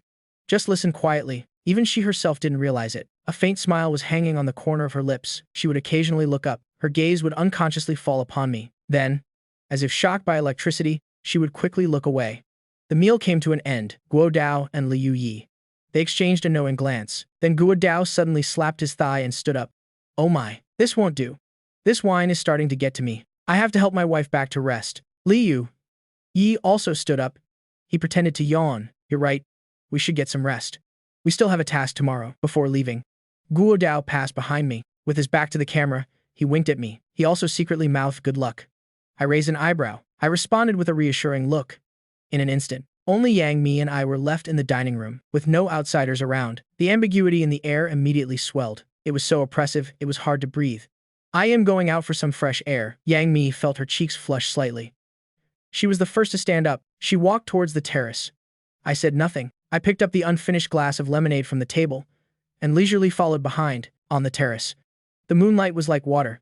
A gentle sea breeze was blowing. Yang Mi leaned against the railing, looking at the shimmering waves on the distant sea. Her mood was a bit unsettled. I walked to her side. I mimicked her posture and leaned against it too. I handed her the lemonade. Yang Mi reflexively took it. She took a small sip. Then she looked out at the sea. She casually started speaking. The harmonica from this afternoon. When did you learn to play it? I also looked into the distance. My voice, carried away by the sea breeze, sounded a bit ethereal. When I was very young, I think. I lived by the sea as a child. The adults in the family were busy. I had no one to play with, so I would run out to the reef by myself and play the harmonica towards the sea. I played and played until it seemed I wasn't lonely anymore. This story wasn't complicated. It was even a bit cliché, but coming from my mouth, combined with this moonlight and sea breeze, it made Yang Mi's heart ache. She tilted her head to look at my cheekbones. Under the moonlight, my usual nonchalant demeanor had faded quite a bit, leaving only an inescapable loneliness. It turned out this man who was always joking around also had such a lonely past. She suddenly felt that towards me. She had never truly understood me. Back in the bedroom, the atmosphere between the two of them had completely changed. The sword-drawn tension of last night was gone, replaced by an unspoken understanding. You go shower first. I hummed an off-key tune and was the first to enter the bathroom, leaving the entire bedroom to Yang Mi alone. The sound of rushing water could be heard. Yang Mi stood alone in the middle of the bedroom. Her gaze involuntarily fell upon the large bed. On the bed, the scarf. The Hermes silk scarf used as a dividing line still lay there quietly, like a silent mockery. Her cheeks instantly flushed hot. In her mind was the warm, strong embrace from last night. The image of me this afternoon, sitting on the ground surrounded by the children. The lonely look in my eyes on the terrace just now when I mentioned my childhood. Contract, distance, sense of security. The words she once considered her guiding principles now seemed so ridiculous. What on earth was she guarding against? Yang Mi's breathing became a little ragged. Her chest heaved. She looked at that silk scarf. Her gaze shifted constantly. Finally, in the second before the sound of water in the bathroom stopped, she seemed to have made some kind of decision. Yang Mi quickly walked to the bedside. With one hand, she snatched the expensive silk scarf. Without a second glance, she crumpled it directly into a ball. She turned, opened the wardrobe, and threw it into the deepest corner. After doing all this, she seemed to have exhausted all her strength. Her back leaned against the wardrobe. Her heart pounded. She didn't dare stay outside for long, afraid I would come out and discover her little action. Yang Mi quickly grabbed her pajamas, almost as if fleeing. She rushed into the newly vacant bathroom. Slam. The door was shut. A few seconds later, an instinctive sense of shame belatedly rushed over her. She almost started to struggle reflexively. Her elbow jabbed backward. Her body writhed violently, trying to escape from that fiery embrace, but the iron-like arm on her waist didn't move at all. The more she struggled, the tighter that arm squeezed, like an inescapable iron hoop, pinning her against that sturdy chest. All her resistance became futile. I didn't give her any chance to catch her breath. I buried my face deeper. My scorching breath fell upon the most sensitive area of her neck, making her tremble. My voice was even deeper and huskier than before, carrying an oppressive feeling that was impossible to resist. Why aren't you saying anything, boss? I paused for a moment. My warm breath brushed past her earlobe. Is that a silent agreement? These 3 words were the last straw that broke the camel's back. Yang Mi's psychological defenses completely crumbled. She gave up struggling. Her tense body immediately went limp. Her cheeks were shockingly hot. She made a gesture of surrender. She buried her face tightly in the soft pillow, trying to block out that pervasive breath, also trying to hide her current embarrassment that reddened even her ears. Finally, from within the pillow came a muffled, resentful sound. You bastard. This bastard had no force behind it at all. It was more like she was pouting in her confusion. The corner of my lips quietly turned up. I knew this iceberg had completely melted, but I didn't immediately press my advantage. Instead, I gave her some time to calm down. I relaxed the arm that was holding her. Instead, with a force that was incredibly gentle, I patted her back lightly. That action carried no desire whatsoever. As pure as comforting a startled cat, this sudden gentleness caused Yang Mi's tense nerves to slowly relax. She could feel the warmth from my palm. She still kept her face buried in the pillow, not daring to move, waiting until her breathing became a little more stable. I leaned down again. This time, I got closer. My lips almost touched her flushed earlobe. Using a whisper that only the two of them could hear, I said with a light laugh, "Since the boss has already agreed, then I'll collect a little interest first." Interest? What interest? Yang Mi's brain was still frozen. She couldn't react in time to the meaning of those words. The next second, she felt a gentle force, but one that allowed no refusal, slowly turning her body, which was buried in the pillow, around. She reflexively squeezed her eyes shut. Her long eyelashes trembled violently from the tension, awaiting the invasive kiss that she imagined might happen. However, the anticipated storm never arrived. A light, warm sensation landed on her smooth forehead, just one touch, like a feather brushing past. Gone in an instant. This kiss was completely different from any kind she had imagined. There was no invasion, no possession, only the purest gentleness and cherish. Yang Mi dazedly opened her eyes. What met her eyes was my face. Just inches away, I was looking down at her. Those eyes that usually held a hint of teasing were now as clear as the night sky after a rain. There was no playfulness inside them, only a seriousness she had never seen before. She looked at me. Her whole body was stunned. Her brain, completely shut down. All the shame and anger after that kiss landed, turned into a hazy blankness. This man, what on earth does he want? I looked at her dazed appearance, kissed into a stupor. The smile in my eyes almost spilled out. I didn't make any other unnecessary moves. I just took the opportunity to pull her into my arms again, adjusting to a comfortable position. Then, as if coaxing a child, my palm continued to pat her back rhythmically. All right, go to sleep. This time, Yang Mi no longer put up any resistance. She was like a small boat that had finally found its harbor, silently curling up in my arms. Her nose was filled with the pleasant scent on my body, waiting until the woman's breathing in my arms became even and long. I opened my eyes again. I lowered my head, thanks to the faint moonlight peeking through the curtain gap. I quietly watched her peaceful sleeping face. Her appearance while sleeping had shed all defenses and camouflage. Gone was the usual high and mighty queenly aura. A faint blush still lingered on her cheeks. The corners of her mouth were slightly turned up, like a child who'd been given candy. I just watched like that for a long time. Finally, I smiled quietly. I lowered my head again and placed on her soft crown a second, unknown kiss. Then I tightened my arms, holding the queen even tighter, who now completely belonged to me and my domain. I contentedly closed my eyes. Tonight, Yang Mi had an unprecedentedly good night's sleep. No dreams, no tossing and turning. The chest behind her was a source of stability and warmth, like the most solid harbor. When the first ray of morning sun passed through the gap in the curtains and shone on her face, Yang Mi's long eyelashes trembled. Consciousness returned, but she lay lazily in that warm embrace, not wanting to move at all. For the past 3 years, for the first time, she knew what it felt like to sleep until she woke up naturally. Actually, I had been awake for a long time, looking down at the woman sleeping peacefully in my arms. The curve at the corner of my mouth never flattened. When she slept without any defenses, the queen's usual thorns were all retracted. As docile as a cat, seeing her eyelashes tremble as she was about to wake, I suddenly felt the urge to tease her. I quietly lowered my head. My warm lips gently placed a kiss on her smooth, full forehead. At that very moment, Yang Mi opened her eyes. As soon as she opened them, she was face to face with me. My eyes were filled with a teasing smile. 4 eyes met. The air froze for a second. Yang Mi's brain immediately understood what had just happened. A wave of heat rushed from her neck straight to the top of her head. Her cheeks flushed red at a visible speed. She was like a cat whose tail had been stepped on. Both embarrassed and angry, she pushed me away. Her body shrank towards the edge of the bed. Who said you could kiss me? The moment she said it, she herself was stunned. It was so soft, without a trace of threat. It sounded more like she was pouting. I wasn't angry about being pushed away. Instead, I casually leaned back against the bed, my hands behind my head. I am kissing my wife. That's perfectly normal. It's protected by law. I looked at her flushed earlobes and changed the subject. Besides, didn't I already collect interest last night? This is called interest on interest. In short, compound interest, just rounding up a bit. It's very reasonable. Yang Mi was rendered speechless by my twisted logic, choked up to the point she couldn't say a word. Reasonable? My ass. She was both embarrassed and angry. She decisively turned around, facing me with her back. Her shoulders were slightly tense, using silent resistance to declare her surrender. This scene was captured by the early rising camera in the corner of the bedroom, live streamed without missing a single detail. The audience who had just flooded into the live stream room. After a brief moment of silence, the comments erupted like a volcano. What did I just see? It's a good morning kiss.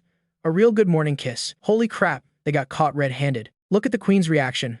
Her face is completely red. Her embarrassed look is so adorable. The atmosphere at the breakfast table was sweet. I was still the chef. Fried eggs, hot milk, toast. Everything was in order. It's just that today, the way Liu Yi and Guo Dao looked at the two of them carried an I've seen it all expression, but I didn't say anything teasing. Yang Mi picked up her glass of milk, taking small sips. Her gaze was distant. She just didn't dare to look anyone in the eye. She drank a little too quickly. A white milk mustache appeared on her full lips. She hadn't even realized it herself. Just as she was about to reach for a napkin, a hand reached over. I leaned over, extremely naturally. My warm thumb gently wiped her lips, wiping away the remaining milk stain. The whole movement was quick and intimate, without a hint of hesitation. Afterward, I even wiggled my finger in front of her, as if showing off my prize. Yang Mi's whole body stiffened. Her cheeks grew hot again. She shot me a blushing glare, but she didn't pull away. Guo Dao saw this scene, and let out an exaggerated ooh la la. He covered his eyes. He shouted to his wife. Li ran. Honey, quick, come help me. My old eyes can't take it anymore. I am about to be blinded. He pounded his chest. His expression, one of utter agony, showing off like this so early in the morning. Utterly shameless, truly shameless. The dining room immediately filled with good-natured laughter. Li Ran couldn't stop laughing at his antics. She gave him a light smack. I heard the compliment, and raised my eyebrows smugly. I placed the sunny-side-up egg that was cooked most beautifully into Yang Mi's bowl. Only then did I leisurely say to Guo Dao, Teacher Guo Dao, this is something you don't understand. I put on an air of let me teach you how to live. A wife must be spoiled like a little princess. Think about it. If she's happy and finds me pleasing to the eye, then I can get my allowance for this month peacefully, right?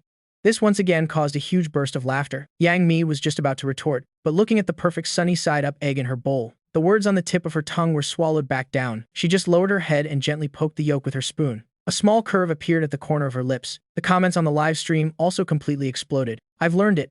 I've learned it. The ultimate secret to spoiling your wife is for the allowance. Brother Exun has enlightened us. Is this really a freeloader? This is a love strategist. I shall call him the strongest live-in son-in-law. Just as the dining room was filled with boisterous laughter, Yang Mi's phone on the table vibrated. It was a message from assistant Xiao Chen.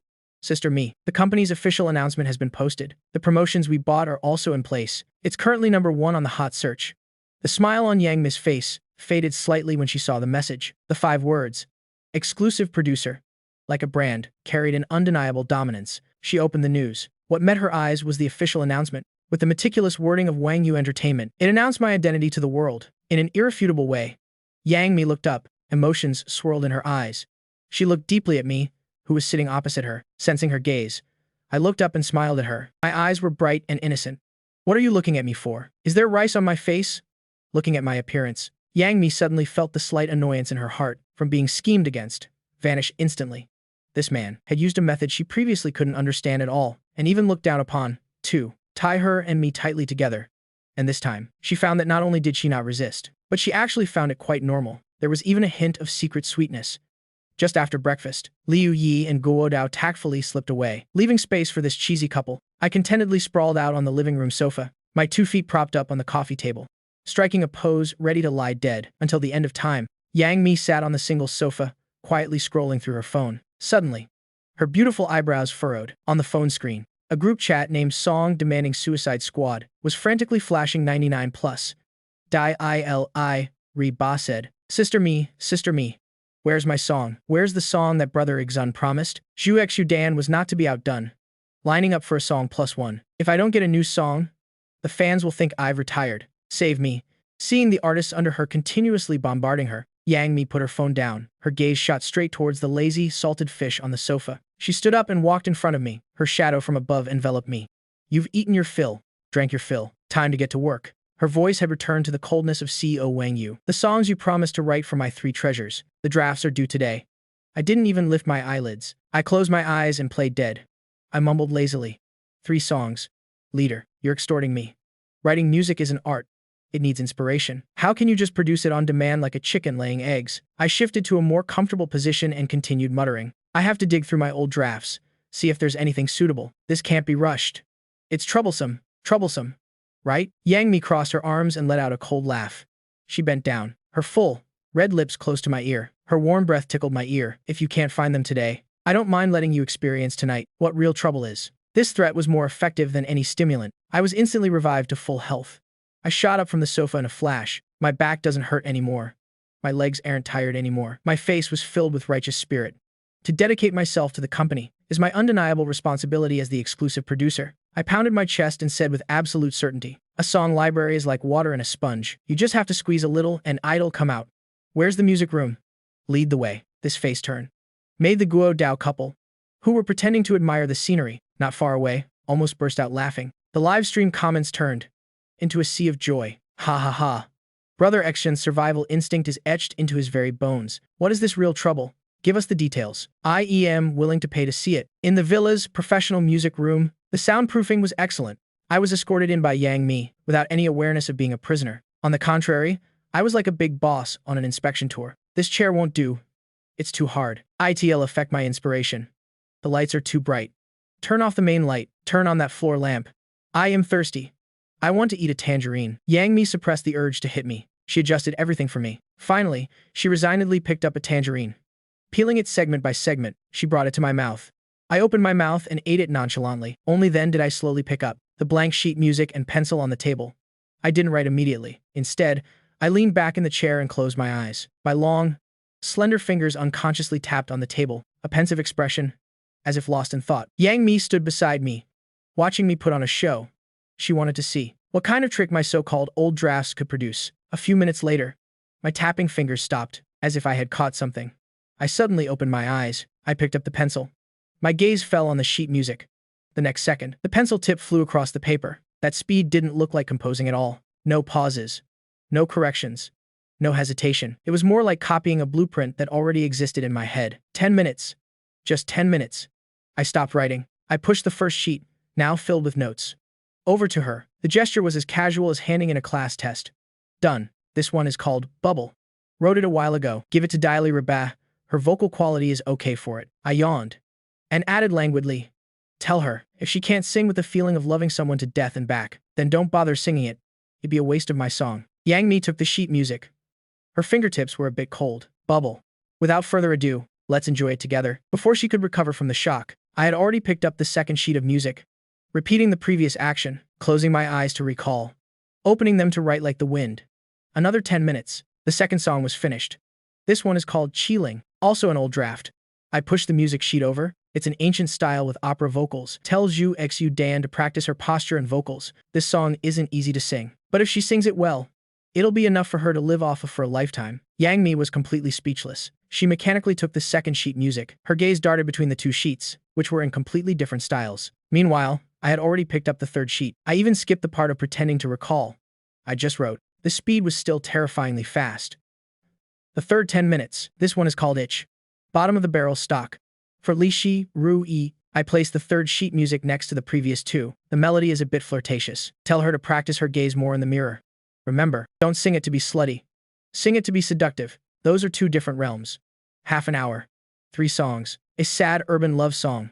A grand historical opera piece. An extremely seductive song. 3 pieces of music in completely different styles. But just by looking at the sheet music, one could feel the terrifying quality of these blockbuster hits. They were neatly arranged in front of Yang Mi. She was completely stunned. What kind of divine song library did he have? Any one of these songs was enough to make a singer an overnight sensation, but I produced them as easily as casually carrying 3 cases of mineral water from my own warehouse. The audience in the live stream room, through their screens, could also feel Yang Mi's shock. The comments were in chaos. Holy crap, I don't know what to say anymore. Half an hour. 3 theme songs. You call this digging through old drafts? This is copying. After finishing all this, I stretched lazily and slumped back into the chair. My expression was one of complete exhaustion. Done. 3 songs, 1 for each. Fair and square, leader.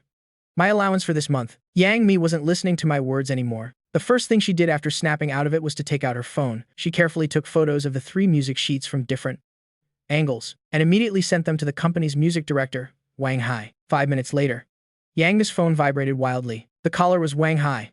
She answered and put it on speaker. As soon as the call connected, an excited male voice, cracking with emotion, came from the receiver. CEO Yang. CEO Yang, my dearest CEO, are these 3 masterpieces all teacher Lin Xun's old drafts? Oh my god. Did he strike the mother lode of the Chinese music industry with his song library? Oh my god. Co Yang. I'm begging you, you must tie him down to the company. No, tie him to your bed. The music director was speaking incoherently. Finally, all that was left was a cry from the bottom of his heart. Empty out everything in his head. He's not the god of wealth. He's the living treasure of the Chinese music industry. The aftershocks of that musical storm had not yet faded. The director's team's new task card was presented to everyone. Today's group task: catching seafood on the beach. Catching seafood? Great. Great. Guo Dao slapped his thigh. His eyes lit up. We're in for a treat tonight. A seafood feast, let me tell you. My hometown is right by the sea. I am an expert at this. Tong Yue had a hopeful expression. She secretly tugged on the hem of Kei Jing's shirt. In her mind, she pictured the two of them, romantically collecting seashells on a sunset beach. Even on the always calm face of Liu Yi, there was a rare hint of anticipation. Seeing it as a decent way to relax, there was only one person whose style was different. I had used up all my energy in the music room. Now I was lying flat on my back on the sofa, limbs spread out, like a dried corpse. Hearing the two words catch seafood, my whole face wrinkled up like a bitter melon, as if hearing devastating news. I am not going. I closed my eyes. My voice was as weak as a deflating balloon. The sun is so harsh. Get a sunburn. If I get a sunburn, I won't be handsome anymore. It'll affect your company's image. I said this with great conviction, without a hint of shame. Yang Mi stood before me with her arms crossed, looking down at me, playing dead. She wasn't angry. She just bent down, her full, red lips close to my ear, whispering a sentence only the two of us could hear. Tonight's seafood feast. Do you want to eat oysters grilled by my own hands? The corpse on the sofa immediately reacted. The tips of my ears twitched. The next second, I suddenly opened my eyes and sat up. The movement was so fast it was as if there was a spring under my butt. Contributing to the group's dinner is the undeniable responsibility of our generation, I said with a righteous expression. The switch was seamless, as if the person who was just throwing a tantrum never existed at all. Let's go, let's set off. The live stream comments were once again stunned by this flawless face turn. As soon as the queen makes a move, you know, it's a done deal. One sentence cured the dried salted fish. Oysters grilled by her own hands. What kind of suggestive words are these? Why am I getting a different vibe from this? Brother Exxon's status in the family is just like the tide when catching seafood. Sometimes high, sometimes low. Half an hour later, as soon as they arrived at the beach, Guo Tao started shouting. He pioneered the charge towards a flat-looking patch of wetland. Watch me. There's definitely a big catch here. The moment he finished speaking, he let out a squelch. One leg sank straight into the mud, past his knee. The smile on Guo Tao's face froze. He wanted to pull his leg out, but he found the suction of the mud was too strong. He couldn't move. He had to use his other leg for support. Striking a pose, a comical golden rooster stands on one leg. Hey, old Guo, what new kung fu are you practicing? The one-legged crab? His wife Lai Ran laughed mercilessly from behind him. She even took out her phone. Don't move. Let me take a picture of you for my social media. In the end, it was Liu Yi who walked over with a smile. He grabbed Guo Tao's arm and pulled hard. With a deep thwomp, like pulling up a giant radish, Guo Tao's leg came free, but his entire pant leg and shoe were covered in black mud. It was a complete mess, causing everyone to burst out laughing. With Guo Tao as an example, everyone became more careful. Liu's luck wasn't bad. He noticed some movement under a large reef rock. He excitedly waved everyone over. He carefully moved the rock away. Sure enough, a crab the size of a palm was menacingly waving its large claws. Got it. Tonight's main course is settled. Liu Yi had a smug look on his face. He reached out to grab the crab's shell. But that crab was extremely fierce. It twisted its body, a large claw clamped onto his index finger like lightning. Ah, a tragic cry echoed across the beach. This tough best actor who had won countless major awards was in so much pain that his face turned pale, tears welling up in his eyes. He frantically waved his other hand, trying to shake off that seafood assassin. The scene was both pitiable and hilarious to watch. On the other side, Xi Jing avoided the mud and seawater the entire time, afraid of getting his expensive clothes dirty. He saw a beautiful starfish and wanted to pick it up to give to Tong Yu. To salvage a bit of his romantic idol image, he carefully reached out his hand. As a result, a sea anemone was hidden under the starfish. When disturbed, it suddenly retracted. Cai Jing was so scared he jumped 3 feet in the air on the spot. His idol persona completely shattered, making Tong Yue want to laugh but not daring to. Just as everyone was in a flurry, all sorts of situations were happening. Over with me and Yang Mi.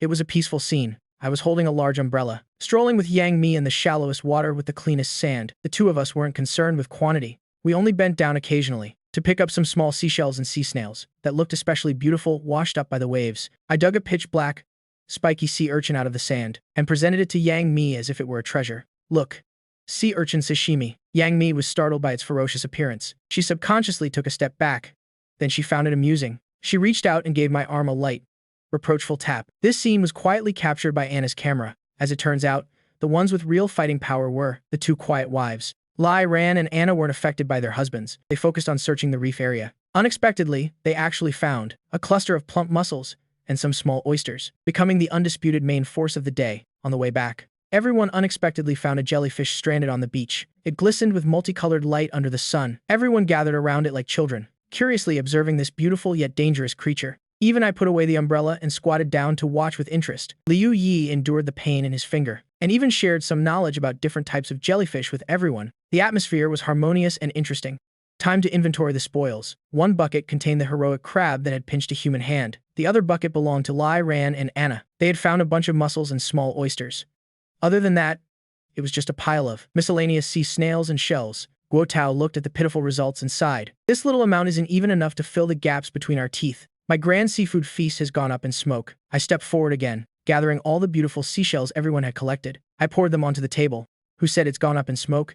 If we don't have enough seafood, well, make up for it with accessories. Tonight, I'll use these shells to make decorations for everyone. I guarantee it'll be more beautiful than the seafood. Can you eat seashells? Guo Tao pouted. Yang Mi looked at my utterly serious yet nonsensical appearance. She felt both annoyed and amused. From the pile of shells she had collected, she picked out one with the most perfect shape and the gentlest color, and walked up to me. Without a word, she placed it in my palm. I froze. I lowered my head to look at the shell in my palm. Then I raised my head again to look at Yang Mi. Yang Mi's cheeks grew a little warm, but her gaze didn't waver. I smiled. I immediately treated the shell like a treasure and put it in my pocket. I patted it a few times, afraid it would fall out. On the way back, although the harvest was small, everyone's face was radiant, with smiles. Guo Tao was still perfectly imitating Liu Yes' agonized scream when his hand was pinched, making everyone double over with laughter. As for me, I secretly took that warm shell out of my pocket and rubbed it in my palm over and over, the corners of my mouth constantly turning up. Yang Mi dried her hands, walked over, and glanced at my silly expression. Do you like it? I nodded like a chicken pecking at grain. All right then. Yang Mi crossed her arms and jutted her chin towards the kitchen. In exchange, turn these things into a sumptuous seafood feast. 8 dishes and 1 soup, not one less. The smile on my face froze.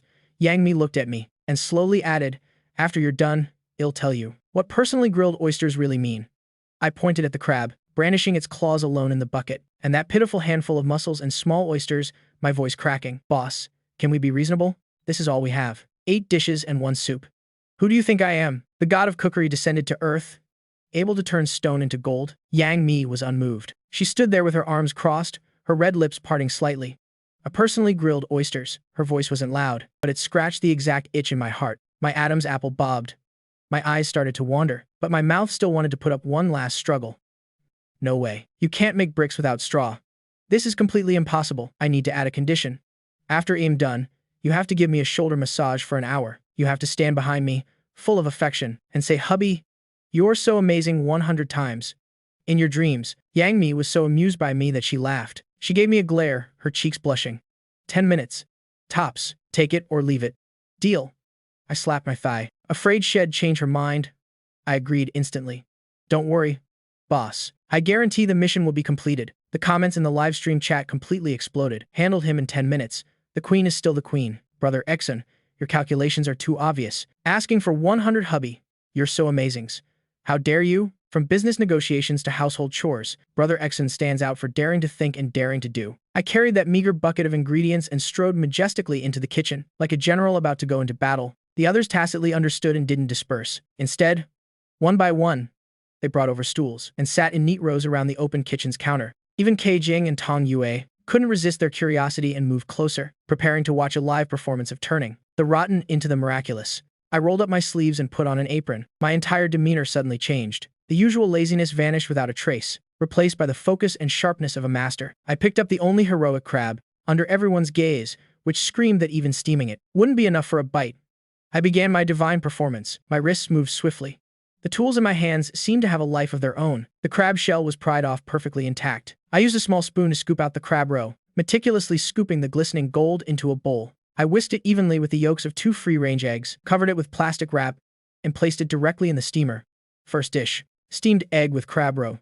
Next, I took the crab body and claws. Using small scissors and a long pick, I patiently removed every last fiber of crab meat inside, piling it into a snow-white mountain. Hot wok, cold oil.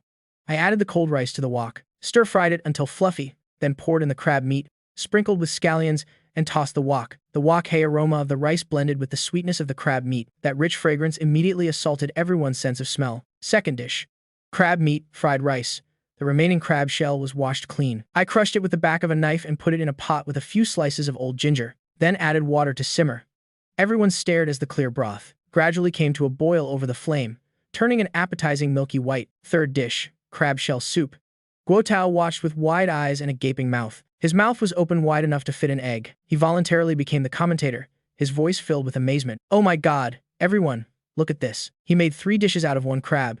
What kind of skill is this? I shall call this the crab's final contribution. It went down with great value."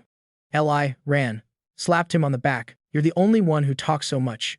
But her eyes were also filled with astonishment. With similar operations, I processed the other seafood, finally completing the mission. Looking at the dining table full of 8 dishes and 1 soup, everyone was completely won over by this performance of turning the rotten into the miraculous. The livestream chat was directly flooded with spam comments. "I kneel. I am really kneeling. This is NT cooking anymore. This is alchemy. Starfish's blessing. Nice. Brother Exyun is a logical genius. I declare this dish the MVP of the night." Yang Mi looked at this sumptuous feast that was practically created from nothing. Then she looked at me with an expression that said, "Hurry up and praise me. I am super amazing." In the depths of her eyes was a pride and a smile that even she herself didn't realize. She stood up. For the first time in front of everyone, she proactively walked to my side. She didn't say, "Hubby, you're so amazing," 100 times. She just reached out her hand and gently wiped away the tiny beads of sweat on my forehead from being busy. This gesture satisfied me more than any praise. I grinned from ear to ear, smiling like a child who had been given the whole world. Yang Mi retracted her fingers and looked into my eyes. She whispered in a voice only the two of us could hear, "You've worked hard." The dinner atmosphere was extremely lively. After 3 rounds of drinks and 5 courses of food, Guo Tao's face was flushed from drinking. Overcome with emotion, he suddenly stood up from his chair. He stumbled towards me with his wine glass. With a thud, he was about to kneel. I was startled and quickly reached out to support him. "What are you doing, Teacher Guo Tao? That's not how you cause a scene." But Guo Tao hugged my thigh tightly, refusing to let go. He cried out with a sobbing voice, "Brother Exon. No, Master Exon, I beg you. Take me as your disciple. I am willing to trade half my appearance fee for one of your meals. Just 1 meal." This performance left everyone stunned. I tried to pull my leg away with a disgusted look on my face, but Guo Tao was hugging too tightly. I had no choice but to look down at his big head and say seriously, "Teacher Guo Tao, I can't do that. Mainly, your aptitude is too poor. I am afraid before I can teach the disciple, the master will starve to death. My rice bowl is more important." Pfft. The whole room burst out laughing. Even Kai Jing, who had been withdrawn the whole time, couldn't help but twitch the corners of his mouth. He almost lost his composure. This god-tier response once again made the livestream chat explode. Ha ha ha. Brother Exion's thinking is always ahead of human imagination. Guo Tao, I suspect you're mocking me, and I have evidence. Dinner ended in an incredibly happy atmosphere. Liu Yi and Li Ran were very observant. From the left and right, they dragged away Guo Tao, who was still hugging my thigh. Anna smiled and nodded at Yang Mi and me, then followed them. The noisy restaurant instantly became empty, leaving only messy dishes and the lingering smell of food. The sea breeze blew gently. The moonlight on the terrace was just right. I walked over to Yang Mi, rubbing my hands and winking. My expectant expression was just short of writing 5 words. "Come reward me now" on my face. "Boss, was dinner satisfactory? So where's the promised reward?" The 10-minute shoulder massage and the personally grilled oysters. Under the moonlight, Yang Mi's cheeks had a suspicious blush. She didn't say anything. She turned and walked to the grill in a corner of the terrace. Only then did I notice that the charcoal there was still warm. On the grill were 2 freshly grilled oysters, sizzling and steaming, emitting the roasted aroma of minced garlic and sea salt. She had actually taken the opportunity while everyone was eating to secretly prepare them. My heart skipped a beat. Yang Mi picked up an oyster and skillfully pried it open with a small knife. The hot sauce and plump oyster meat were immediately revealed to the air. She didn't hand it over. Instead, she raised her head to meet my burning gaze. Her usually cold and sharp fox-like eyes seemed to be covered with a layer of mist under the moonlight, flowing with a charm that even she herself was unaware of. Under my gaze, Yang Mi brought the plump oyster meat to her lips and gently took half of it between her soft, red lips. Then she tilted her head up slightly, signaling me with her eyes, "Come here. Eat." This invitation didn't have a single word, but it was more fatal than any language. My breath hitched for a moment. I looked at her luscious red lips, so close to mine. I looked at her tense yet provocative eyes. This woman always thought she was the hunter in control of the whole situation. But she didn't know that every time she cautiously probed, she was unguardedly delivering herself to the mouth of the real hunter. I smiled. I took a step forward. In Yang Mi's astonished gaze, I didn't eat the oyster at all. Instead, I lowered my head and accurately kissed her on the lips. Clang! The oyster slipped from Yang Mi's weakened fingers and fell to the wooden floor, making a crisp sound, shattering this romantic moment. My kiss was domineering and deep, giving her no room to think. After a long moment, I pulled back slightly, about to say something, when Yang Mi suddenly put her hand on my chest to stop me. She looked straight into my eyes. In a voice that was almost a whisper, but perfectly clear, she asked a question that made the blood freeze in my veins. Is the live stream turned off yet? Time seemed to stop. The sound of the wind, the insects, the distant waves. All sound vanished at this moment. The two of us maintained the posture from a second before the kiss. One pushing, one blocking. The atmosphere shifted from ambiguous to strange and tense. My actions paused. After a brief moment of surprise, there was no panic in my eyes, but rather a flash of a triumphant smile. The hunter had set a trap, and the prey not only walked in, but even asked if the trap door was securely shut. I didn't answer. Instead, I lowered my head again, with a deeper and more possessive kiss, swallowing all the questions she hadn't yet had time to ask. At the same time, in the show's production control room, it was a scene of apocalypse. The general director was holding a bowl of freshly made tonkatsu ramen, his eyes glued to the main monitoring screen, which was showing that beautiful and stimulating scene. The noodles in his mouth fell back into the bowl, splashing hot soup onto his face. He didn't have time to wipe it off. He shot up from his chair. His finger pointing at the screen trembled violently. Cut the feed. Damn it, cut the feed for me now. Who's in charge of the terrace camera? Do you want to get fired? Huh. The assistant director and camera directors immediately scrambled. We can't cut. Director. The signal is locked. Tech. Where's the tech team? Pull the plug. A new intern, in shock, started trembling. A full glass of iced Americano spilled all over the control console. Sizzle. A spark flashed, accompanied by a burning smell. Several screens immediately went black. In the control room afterwards, shouts, keyboard clatter, the sound of things falling, and the intern's sobs blended into chaos. But it was all too late. From my first kiss, to Yang Mi's fatal question, and then to my second kiss, which was the finishing blow. These terrifying dozens of seconds had been broadcast across the entire network through tens of millions of streams on the terrace, until the air in Yang Mi's lungs was nearly depleted. I reluctantly pulled back slightly. I looked at the woman before me, and whispered in her ear in a voice only the two of us could hear. It's off now. These few words were like a poison key, instantly unlocking the cage-named reason in Yang Mi's brain. She shuddered, suddenly awake. She belatedly realized that the scene just now had really been broadcast live. Line X-un. Yang Mi shoved me away forcefully and hurriedly took her phone out of her pocket. The moment the screen unlocked, countless notifications and tagged messages flooded in. The phone lagged so badly it froze, and, at the top of that chaos, the #1 spot on Weibo's hot search list. A crimson explosive tag was like a slap, striking her hard across the face. Number. Linksanyan Mikis. It's over. Yang Mi's mind went blank. In the bedroom, the moment the door closed, Yang Mi completely exploded. She was like a cat with its fur on end, cornering me against the wall. Her beautiful fox-like eyes blazed with anger. Lin Exon, you did it on purpose. You knew perfectly well the live stream wasn't off, didn't you? I was pinned against the wall by her, but I had none of the awareness of a prisoner. Instead, I spread my hands, with the innocent expression of a wrongly accused boy next door. Heaven is my witness. How could I have known? Boss, be reasonable.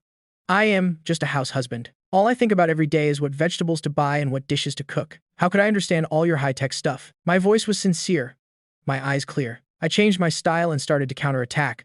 Besides, can you really blame me for this entirely? Weren't you the one who tried to feed me an oyster first? I said, imitating Yang Mi's expression from earlier. Think about it. Such beautiful moonlight. Such a romantic atmosphere. The woman I love was looking at me with that gaze. What man could possibly resist? I couldn't control myself.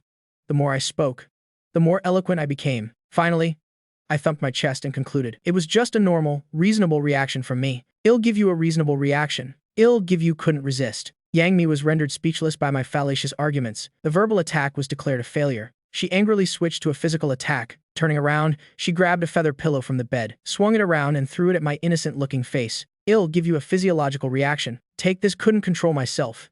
Lin X-son, you bastard. I didn't dodge, letting the soft pillow hit me, still wearing a punchable smile on my face. Just as Yang Mi was out of breath from throwing, I suddenly made my move. I grabbed her wrist and pulled her into my arms. Yang Mi cried out as her whole body fell into my embrace. She struggled symbolically a few times, but finally ran out of strength, letting me hold her tightly like a large doll. The bedroom became quiet. Only the intertwined breaths of the two remained.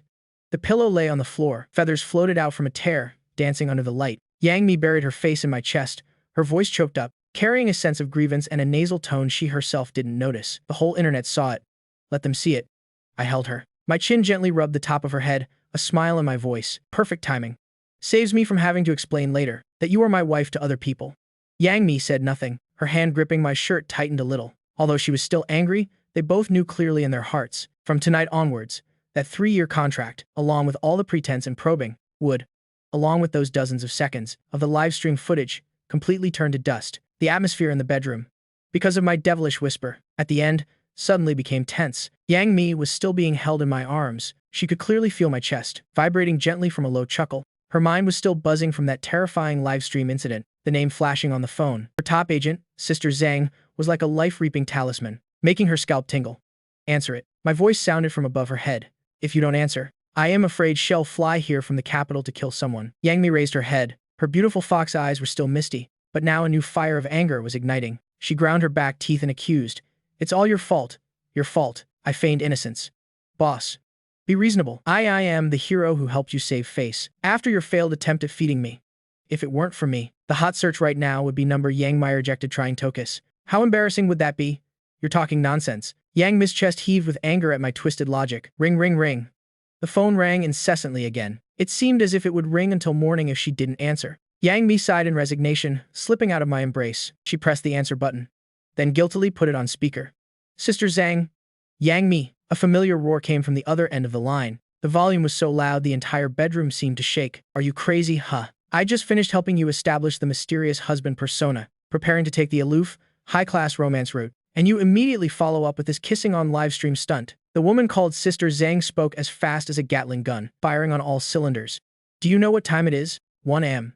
The entire company's PR team, from the director to the interns, I've dragged every single one of them out of bed for a meeting. 3 servers crashed. You're occupying 7 of the top 10 hot searches. Do you think I have too much hair left? You're taking the mysterious and high-end image we worked so hard to build and slapping it into a love-struck fool. How are we supposed to negotiate endorsement deals and fashion resources now? How do you expect me to explain this to the brands? Yang Mi was being thoroughly chewed out, but didn't dare make a peep. She hung her head low. I stood beside her listening, and even nodded, feeling that this Sister Zhang had indeed grasped the main point. And another thing. Sister Zhang's firepower showed no signs of stopping. That Linux Sun guy. What kind of monster is he anyway? Where did you pick him up? One song, Xiao Cho, already blew up the music industry. And now this. Do you really think you're not famous enough? I don't care. Yang Mi, let me tell you, if this isn't handled well, your fashion resources for the next half year will be downgraded. Now, immediately, give me a solution. Otherwise, I am flying to Sanya tomorrow to personally tie you 2 up and bring you back. The roaring on the other end of the line temporarily stopped, leaving only heavy panting. The bedroom was dead silent. Yang Mi gripped the phone tightly. Her palms were sweaty. Her mind was a tangled mess. She could imagine the chaos at the company right now, and she also knew the consequences of handling this poorly, just as she was about to suggest the safest, but also most useless solution of letting it die down quietly. A hand reached out and took the hot potato phone from her. I had sat down next to her at some point. My gossipy expression was gone. All right, Sister Zhang, this is Lin Xun. My voice was very calm, without a trace of tension after being yelled at. Sister Zhang on the other end was clearly stunned for a moment, probably not expecting that I, the main culprit, would dare to personally answer the phone. You're Lin Xun, it's me. I leaned against the headboard, in a relaxed posture. Regarding tonight's matter, I think you should talk to me. Sister Zhang was silent for 2 seconds, seemingly reevaluating this man. She snorted coldly. Fine. I'd like to hear what our great talent who became a god with one song plans to do to clean up this mess. Mess? I chuckled lightly. Sister Zhang? That's not the right word. In my opinion, this isn't a mess. My voice wasn't loud, but it carried an unquestionable confidence. What do you mean? Sister Zhang's voice was a bit wary. It's simple, I said slowly, like a chess master laying out a strategy. Right now, the entire internet is shipping me and Yang Mi as a couple. The hype is unprecedented. You can't block it even if you try. Any denial or silent treatment will be seen as a heartless move by the capitalists. It will only cause a backlash from fans and the public. So, we have to guide it. In fact, we should add fuel to the fire. What do you want to do? 9 a.m. tomorrow morning. My voice was clear and calm. Have Wang Yu's official Weibo post an announcement. It doesn't need to be long. Just 1 picture and 1 line of text. For the picture, use the moment from tonight's live stream incident when I kissed her. She has her eyes closed, her eyelashes trembling. Get a high-definition screenshot of that frame. The caption is even simpler. 3 years of mystery, 1 answer. Thank you for your blessings. After I finished speaking, both the bedroom and the other end of the line fell into a dead silence. Yang Mi suddenly raised her head to look at me. Are you crazy? This isn't called crisis management. This is called self-destruction. It's directly admitting they've been secretly married for 3 years and completely publicizing their relationship. Sister Zhang on the other end of the line was also holding her breath. As a veteran top agent who had seen it all, 20 years in the entertainment industry, she immediately understood the logic, the madness behind this plan of mine. No explanation, no apologies, no avoidance, but rather, using the strongest posture, the most romantic, the most undeniable, to define the livestream incident as a genuine expression of affection, turning all the negative speculation into a frenzied feast for the couple's fans. This is a huge gamble. Win the bet. Yang Mi's traffic and popularity will reach a new level. Lin Ixun will also go from being a mysterious freeloader to completely transform into a deeply affectionate star. The two will become the hottest national couple of the year. Lose the bet. It's deceiving the fans. A shattered image. Doomed beyond redemption. What makes you think the netizens will accept this? After a long while, Sister Zhang finally found her voice again. She asked hoarsely. I smiled. Based on that song, Xiao Chow, based on that meal of 8 dishes and 1 soup, based on the image of those children clinging to my clothes this afternoon, and also based on, I turned my head to look deeply at Yang Mi, who was dazed beside me. My voice softened, based on the look in our eyes that can't be faked, Sister Zhang. You have to believe that the audience's eyes are very sharp. What they want to see has never been a flawless, perfect idol, but a real and moving love story, and we are that story. 9 a.m.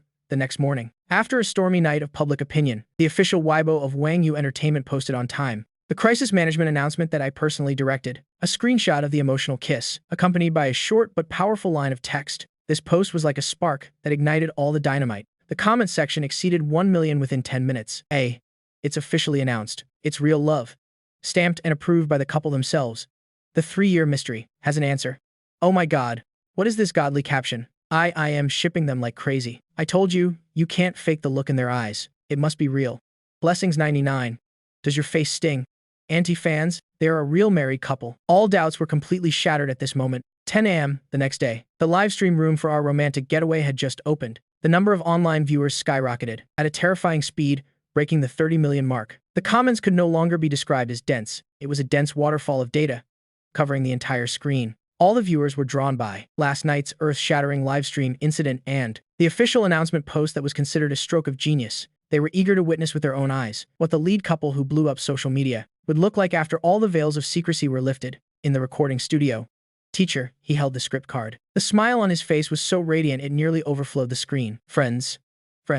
His excited voice was even a little cracked. After experiencing an unprecedented livestream incident, our romantic getaway has gone from being a dating show to a beautiful idol drama, followed by the entire nation. Without further ado, let's immediately turn the camera to our lead couple. Cutscene. In the dining room of the romantic getaway. The morning sun was just right. The Liu Yi couple and the Go Tao couple were already seated at the dining table, but the main character of today's breakfast wasn't me, but the 2 phones placed solitarily on the table. Guo Tao, with a dazed expression, stared at the phone screen. Oh my god. I just went to the bathroom for a moment, and the hot search list has changed again. Lai Ran added from the side. Don't even mention it. After what happened last night, even my second aunt, who never goes online, sent me a message, asking if Yang Mi's treasure of a husband has any brothers. Everyone burst out laughing upon hearing this. Just then, the bedroom door opened. I walked out with a big yawn. On the cheeks of Yang Mi, who was walking behind, there was still a faint pink flush that hadn't faded. Morning. Everyone. I greeted them lazily and went straight to the kitchen. What do you want to eat today? Let me see what's in the fridge. Guo Tao immediately teased. Well now. Congratulations on your wedding. I didn't turn around. Just waved my hand. Teacher Guo, what are you talking about? You and Sister Ran are like newlyweds yourselves. Pfft. Guo Tao laughed and scolded. This kid is teasing me again. Yang Mi paid no mind to the men's teasing and sat down at the table, but her slightly flushed earlobes still revealed her mood. Breakfast was quickly served. It's just that today's dining table had an extra, something called dog food, and it was a full meal. I very naturally peeled an egg for Yang Mi, mashed it with a spoon, mixed it with a little soy sauce, and pushed it in front of her. Yang Mi also very naturally picked up the crust of the toast that she didn't like from her plate and put it in my bowl. I didn't say a word, just picked it up and ate it. This series of actions was as smooth as flowing water and drifting clouds. Clearly, it had been repeated countless times. A few days ago, there was still a distance between them called the contract. Today, all layers of disguise had been torn away, leaving only the most authentic daily life. Guo Tao, sitting opposite, grimaced. Theatrically covering his eyes, he shouted to his wife. Li Ran. Honey. Quick. Give me a hand. My old eyes can't take it anymore. I am about to be blinded by these two. He clutched his chest, with an expression of extreme pain. Being this sweet, so early in the morning, do you two really not see us old married couples as outsiders? Where's the director's team? Can we get some compensation for our emotional distress? The dining room immediately filled with good-natured laughter. Lee Ran couldn't stop laughing at his antics and gave him a light slap. She turned to look at me with a smile-filled face. Little Lin, this doting on your wife is truly bone deep, she sighed. If my old Guo was half as thoughtful as you, I'd wake up laughing in my dreams. I heard the compliment and raised my eyebrows smugly. Teacher Guo, you wouldn't understand this. I call this an emotional investment, using a little insignificant labor, in exchange for the boss' good mood all day. If she's in a good mood, she won't cut my allowance. This sentence once again caused a big round of laughter, and all these scenes, through the live stream camera, became sweet bullets shot straight into the hearts of the national audience. I can't take it anymore. I am full from all this public affection. When the couple themselves serve the sweetness, it's the most lethal. Is this the daily life of a real married couple? It's too sweet. That unspoken chemistry can't be acted. I declare that for Lin Xun's skill points. Half go to talent, and half go to doting on his wife. The rest is all shamelessness. Just as the dining room was filled with noisy laughter, and the sweet atmosphere was about to overflow the screen, Yang Mi's phone rang. Seeing the caller's name, the smile on her face faded slightly. The golden agent, Sister Zhang. Yang Mi put the call on speaker. Before she could say anything, Sister Zhang's voice came from the other end of the line. But this time, there was no more of last night's roaring. Her attitude had done a 180-degree turn, carrying respect and careful flattery. CEO Yang. Good morning. Teacher Lin Xun. Ah. No. Brother-in-law. Is brother-in-law there? Yang Mi suppressed a smile and passed the phone over. I was eating kanji. I reluctantly took it and mumbled a hello. Oh. Brother-in-law. Sister Zhang's voice immediately became 8 degrees more enthusiastic. Did you sleep well last night? Have you had breakfast? Is the weather in Sanya nice? This level of solicitous inquiry left me stunned for a moment. I swallowed the mouthful of kanji before speaking lazily. If you have something to say, say it. Yes. Okay then. Sister Zhang immediately switched to work mode. Brother-in-law, it's like this. Your crisis management plan from yesterday was truly a stroke of genius. Now, the tide of public opinion across the entire internet has turned. The number of fans in our couple's super topic exceeded the 10 million mark in just one night. Many top luxury brands have proactively reached out, wanting to invite you two to be their global ambassadors. I wanted to ask about the next promotional plan. Do you have any brilliant ideas? After listening, I yawned. Whatever, you guys are the professionals. Just do what needs to be done. I paused for a moment and added a sentence. Just don't bother me. After speaking, I didn't give Sister Zhang a chance to react, and hung up with a click. The dining room fell silent. Guo Tao and Li Yuyi both looked at me as if I were a god, treating a golden agent like a customer service representative, and hanging up so decisively. This guy is truly something else. Yang Mi looked at my lazy expression, as if as long as I wasn't bothered. He didn't care if the earth exploded. She shook her head helplessly. The comments in the livestream room again were stunned by my actions. Ha ha ha ha ha ha, Brother Xun. Just don't bother me. The brilliant idea is to have no ideas. Sister Zhang. My life is so hard. I've been in the entertainment industry for 20 years, and have never seen an artist's family member this difficult. In the dining room, Guo, Tao, and Liu Yi looked at me. Their eyes held not only admiration, but also a newfound respect. This young man had something that they, who had been in the industry for decades, had never seen. It was a bone-deep, absolute indifference to fame and fortune. It seemed that the things countless people crazily pursued were truly just a hassle in his eyes. This level of transcendence is the highest realm. Yang Mi looked at my lazy jobs done, time to rest expression, and shook her head helplessly. Other people's husbands racked their brains to climb up, wanting fame, wanting money. But her husband was the opposite. Sky-high wealth and fame were served up on a platter. He not only didn't take it, but also complained it was too hot to handle. She picked up the phone I had tossed back, and personally handled the follow-up tasks, replying to the important collaboration offers. As for me, I peacefully enjoyed my post-meal fruit, while also receiving the unending admiration of the two seniors, Guo Tao and Liu Yi. The atmosphere was extremely harmonious. Just then, ding-dong, the villa's doorbell rang unexpectedly. Everyone who was talking paused. The show's director immediately announced through the earpiece, "This wasn't arranged by us. It's an unexpected situation." "Who is it?" Guo Tao stood up curiously. Could it be the boss of some record company, who caught a whiff and chased him all the way here? Yang Mi frowned slightly. She hadn't received any notification either. I popped a grape into my mouth and mumbled, "Whoever it is, if it's not a food delivery, don't open the door." Tong Yue, who was closest to the door, trotted over to open it. The moment the door opened, 3 young and beautiful figures appeared at the door. The girl in the lead was wearing a simple pink t-shirt and jeans, but it couldn't hide her exotic, beautiful features. It was Wang Yu's most popular young actress right now, the Li Riba. Behind her was Zhuxiu Dan with her classical and gentle demeanor, and Lai Si Rui with her extremely eye-catching long legs. The three golden flowers of Wang Yu had suddenly raided the livestream room. After recognizing the arrivals, the comments immediately exploded. Oh my god, it's Riba. And Zhu Zhu and Ji Rui too. Wang Yu is having a team-building event. Oh my god. These visuals are top tier. Just having these four sit together, I could watch all day. Why do I smell something unusual? They definitely didn't come just to visit the boss. Sister. The moment Di Li Ribe entered, she hugged Yang Mi tightly. Immediately after, her big, beautiful eyes were glued to the man lounging on the sofa, shining as if she had discovered a treasure. Brother-in-law, we're here. That brother-in-law was both clear and resounding, with a sweetness level that exceeded the limit. The grape in my mouth almost made me choke. Zhuxiu Dan and Li Si Rui also came forward to greet obediently. Hello, Sister Mi. Hello, Brother Exon.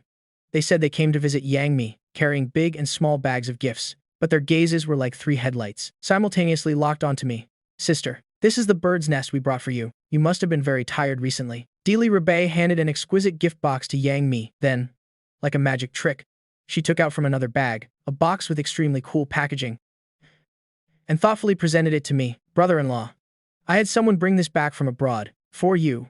The latest PS5 game console. It's a limited edition. I knew you would definitely like it. Her eyes sparkled brightly, filled with the words quickly praise me. My eyes immediately lit up, heart racing, hands trembling. But before I could speak, Zhuxiu Dan also squeezed forward, holding an antique wooden box. Brother Ixun. This is the Da Hong Pao tea from Wuyi Mountain that my dad has been saving. He specially asked me to bring it for you. I noticed you usually like to drink tea. Let me brew a cup for you to try. Her voice was gentle. Her demeanor was humble. Lai Si Rui wasn't to be outdone either. She went straight behind me, put out her small hands. Teacher Lin Xun, seeing you work so hard for the company. You must be tired. I recently learned Thai. Massage. My technique is very good. Let me massage your shoulders. The three famous young actresses. One offered top-tier equipment. One presented exquisite, fragrant tea. One wanted to provide attentive service. This formation wasn't a set visit. It was clearly like imperial concubines from ancient times, trying every means to win the emperor's favor. And their purpose was self-evident. The audience in the livestream room was already laughing like crazy. Ha ha ha ha ha ha. This is killing me. What is this? A large-scale palace drama scene. Is this the first episode of The Legend of Wang Yu? Brother Exon is thinking. I just want to lie flat. But my strength won't allow it. This damn charisma. These three girls are so cute. They're really trying their best for a song. This is too much. And I, the emperor, was being hit by sugar-coated bullets. Right now, I was happily enjoying it. On the left was the game console from Di Li Riba. On the right was the fragrant tea brewed by Zhuxiu Dan. And behind me was the perfectly pressured massage from Li Si Rui. I leaned back comfortably on the sofa, feeling that this freeloading meal was really worth it. The Liu Yi and Guo Tao couple sat, not far away, watching this amusing play. Their faces were full of irrepressible smiles. Guo Tao even lowered his voice to speak to Liu Yi. See that? This is what you call one song to win the world. All the beauties must bow down. And another main character of this palace drama, the true empress, Yang Mi, was currently sitting on the single sofa, quietly chatting with Anna. She had a polite smile on her face. Her posture was relaxed. It seemed she didn't care at all about the chaotic scene before her. But her eyes, which occasionally glanced in my direction, were growing colder and colder. Anna sensitively noticed the change in atmosphere. She asked in a low voice, in French-accented Chinese, "Me, aren't you angry?" Yang Mi elegantly took a sip of water. The corners of her lips curled up slightly. Angry? How could I be? They are all employees of my company. Respecting their brother-in-law is the right thing to do. So, she said, but that smile didn't reach her eyes at all. Finally, when Li Shiru's hand was about to slip from my shoulder down to my neck, Yang Mi made her move. She slowly put down her water glass, stood up. Then, with unhurried steps, she walked towards the man surrounded by the girls. Everyone's actions were synchronized. The three young actresses saw their boss approaching and guiltily stopped what they were doing, obediently standing in a row, like elementary school students waiting to be reprimanded by their head teacher. I also opened my eyes, watching Yang Mi walk up to me, still wearing that punchable expression of enjoyment. Yang Mi didn't look at me, nor did she look at the three tense young actresses. She just walked to the front of the sofa. Then, under everyone's watchful eyes, she very naturally sat on my lap. She adjusted her posture slightly to make herself more comfortable. Then she reached out her arms, like a boneless snake, and intimately wrapped them around my neck. After finishing this series of actions, she finally lifted those beautiful, fox-like eyes, looked at the three girls who were completely petrified in front of her, and spoke with a bright smile. Her voice was sickeningly sweet. What are you talking about? So lively. One sentence. One action. She defeated the entire room in an instant. The queen is mighty and domineering. The queen is forever the best. This declaration of sovereignty is so badass. Damn, damn, damn. The lap sitting is a killer move. Is this something I am allowed to watch? Production team. Do you guys have a death wish? The expressions on Daily Ray Ba and the others. Ha ha ha, I am dying of laughter. It's like they've seen a ghost. Even the head teacher doing a dorm inspection isn't this scary. Brother Xun's expression is also brilliant. From enjoying life to pupils shaking in an instant. The troubles of happiness, huh? The main empress is too amazing. One move to defeat the enemy. Little sisters, you should learn from this. All the muscles in my body tensed up immediately. The light and comfortable feeling from before was gone. Only a numb scalp remained. I stiffly met Yang Mi's smiling eyes and squeezed out a smile uglier than crying. Nothing. We weren't talking about anything. Just praising you. The minds of Dai Li Ba and the other two had simultaneously crashed. The atmosphere was suppressed to the point of freezing by the queen's invisible aura. It was still Dai Ba who reacted the fastest. Her big, beautiful eyes blinked rapidly. She immediately put on a "we're all good sisters" face with an enthusiastic smile. We weren't saying anything, we were just saying that Sister Mi really has a keen eye. To have found someone like Brother's son, a peerless good man of both talent and virtue. With looks surpassing Pan An's, we were just discussing how to help you keep a close eye on him. Zhu Dan also hurriedly nodded in agreement. Right. We were just expressing our admiration for our brother-in-law. Li Si Rui was even quicker, directly pointing the spear at me. Teacher Lin Xun, look at how you've tired our sister Mi out, to the point where she had to personally come and capture you. When are you finally going to deliver the song you promised us? These words were both a request for a song, and also an indirect way of showing loyalty to Yang Mi. I was held in Yang Mi's embrace, the softness at my waist and the warm breath by my ear made my whole body stiffen. How could I dare to enjoy it in the slightest?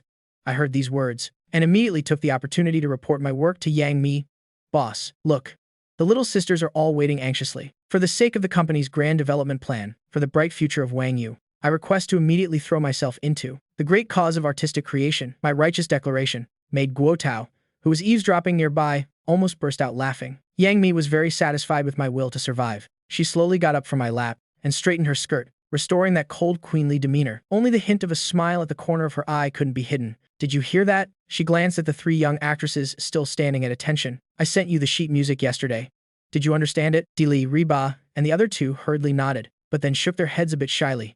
We've seen it. It's just that we feel it's too difficult. There are many parts we don't know how to handle. Dili Reba held up the printed sheet music for Bubble with a troubled expression. Yang Mi looked at me and tilted her chin up. Her meaning was very clear. It was my turn to perform. I let out a sigh of relief, feeling like I had just survived a battle without gunpowder. I stood up and waved to the three girls. Let's go to the music room. I'll give you girls a private lesson on the spot. Consider it a welcome gift for you little sisters. After saying that, I quickly turned around and led the way towards the music room, that swaggering back view. Each step was a beat on the drum of victory. In the music room, I still maintained that big shot posture, sprawled on the most comfortable recording engineer's chair, ordering Yang Mi to bring me tea and pour water. Where's the tangerine? The tangerine from just now wasn't finished yet. Yang Mi shot me a sideways glance, but still resignedly brought in the fruit plate, and even personally peeled half and stuffed it into my mouth. This scene made Guo Tao, who was peeking at the door, shake his head. It's over. It's over. His status in this family is completely gone. Dai Li Reba and the other two were staring wide-eyed at how their own boss was being strictly managed by her husband. They had a whole new understanding. I ate the tangerine, enjoying the queen's service. Only then did I slowly begin the master's public class. I picked up the guitar and first looked at the bubble sheet music in Dai Reba's hands. I strummed and sang a small part of the chorus. For this song, emotion is more important than technique. Your voice has penetrating power, but it lacks a story. When you sing, don't think about showing off your skills. Think about the time you were most painfully deceived, that feeling of your whole world collapsing.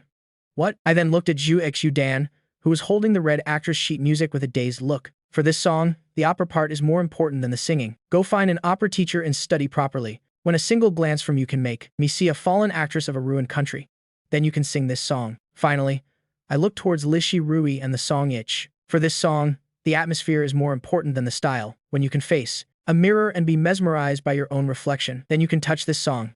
No more useless words. Let's all enjoy it for a bit. This professional, direct, and effortlessly core-hitting guidance not only made the three young actresses listen with fascination, but even Liu Yi and Guo Tao, who were eavesdropping at the door, also showed expressions of amazed admiration. The three girls, as if they had found a treasure, held the sheet music and bowed deeply to me, so excited they were almost speechless.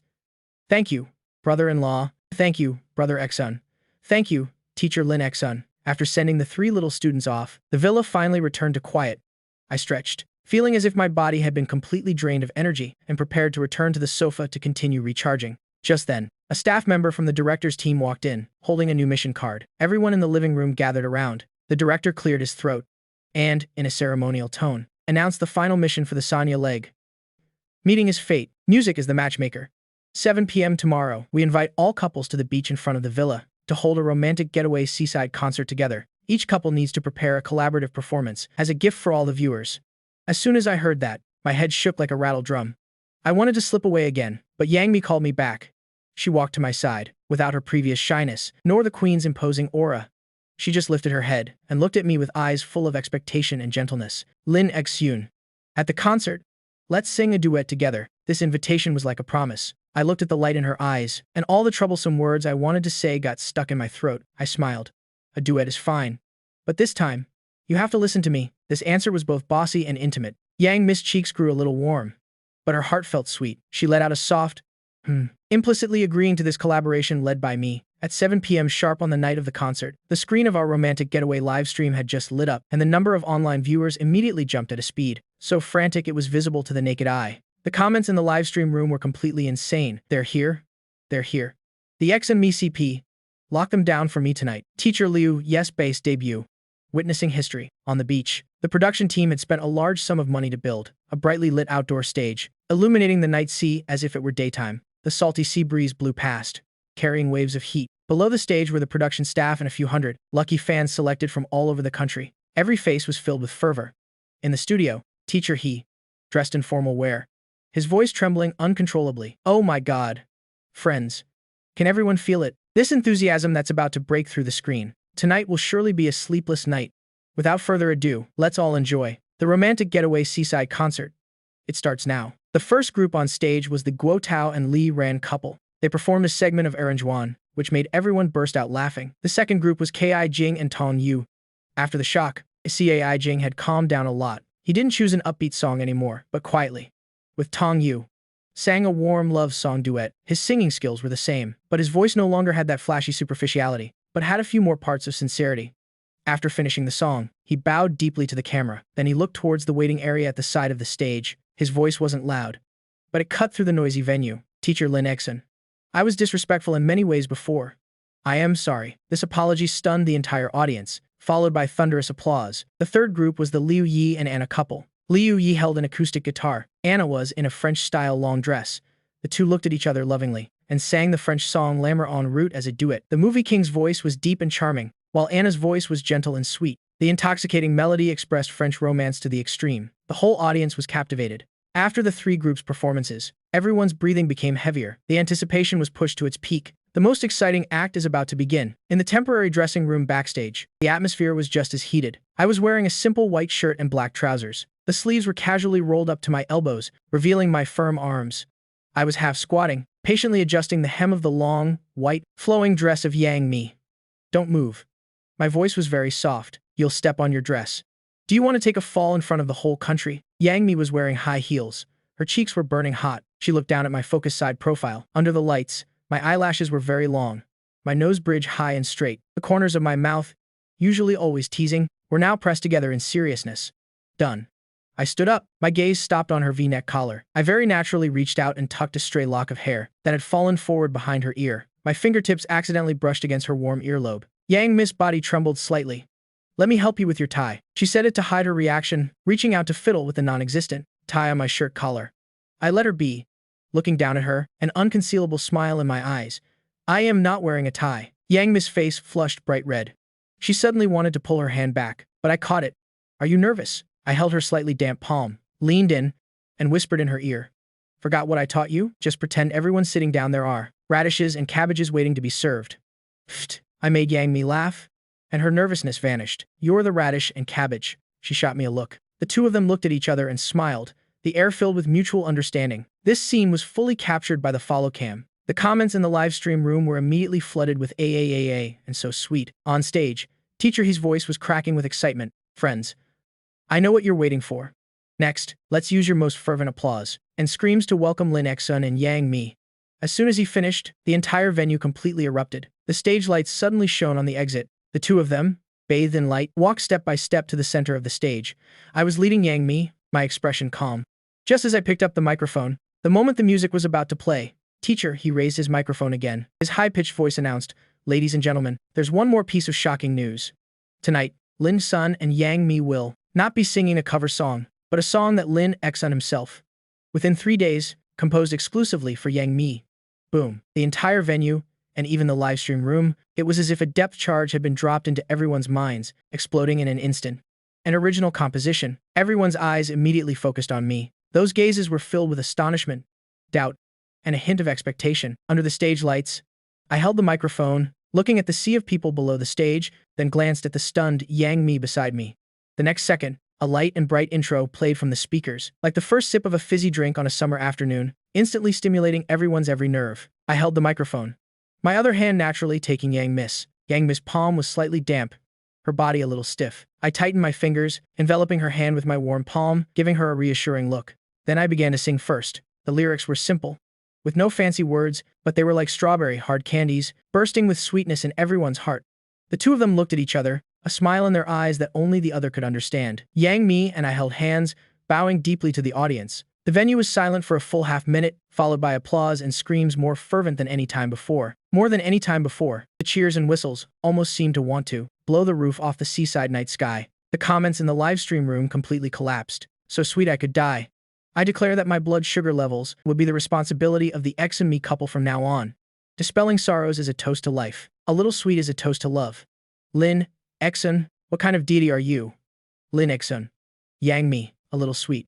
Liu Yi had a gentle smile. The entire network's blood sugar is skyrocketing. 3 keywords swept the trending charts at lightning speed, forcefully climbing to the #1 spot. Yang Mi and I used an original love song on the first day after our official announcement to give all the couple's fans a feast, the grandest and sweetest one. Teacher He and the other MCs walked onto the stage with beaming smiles. The applause was endless.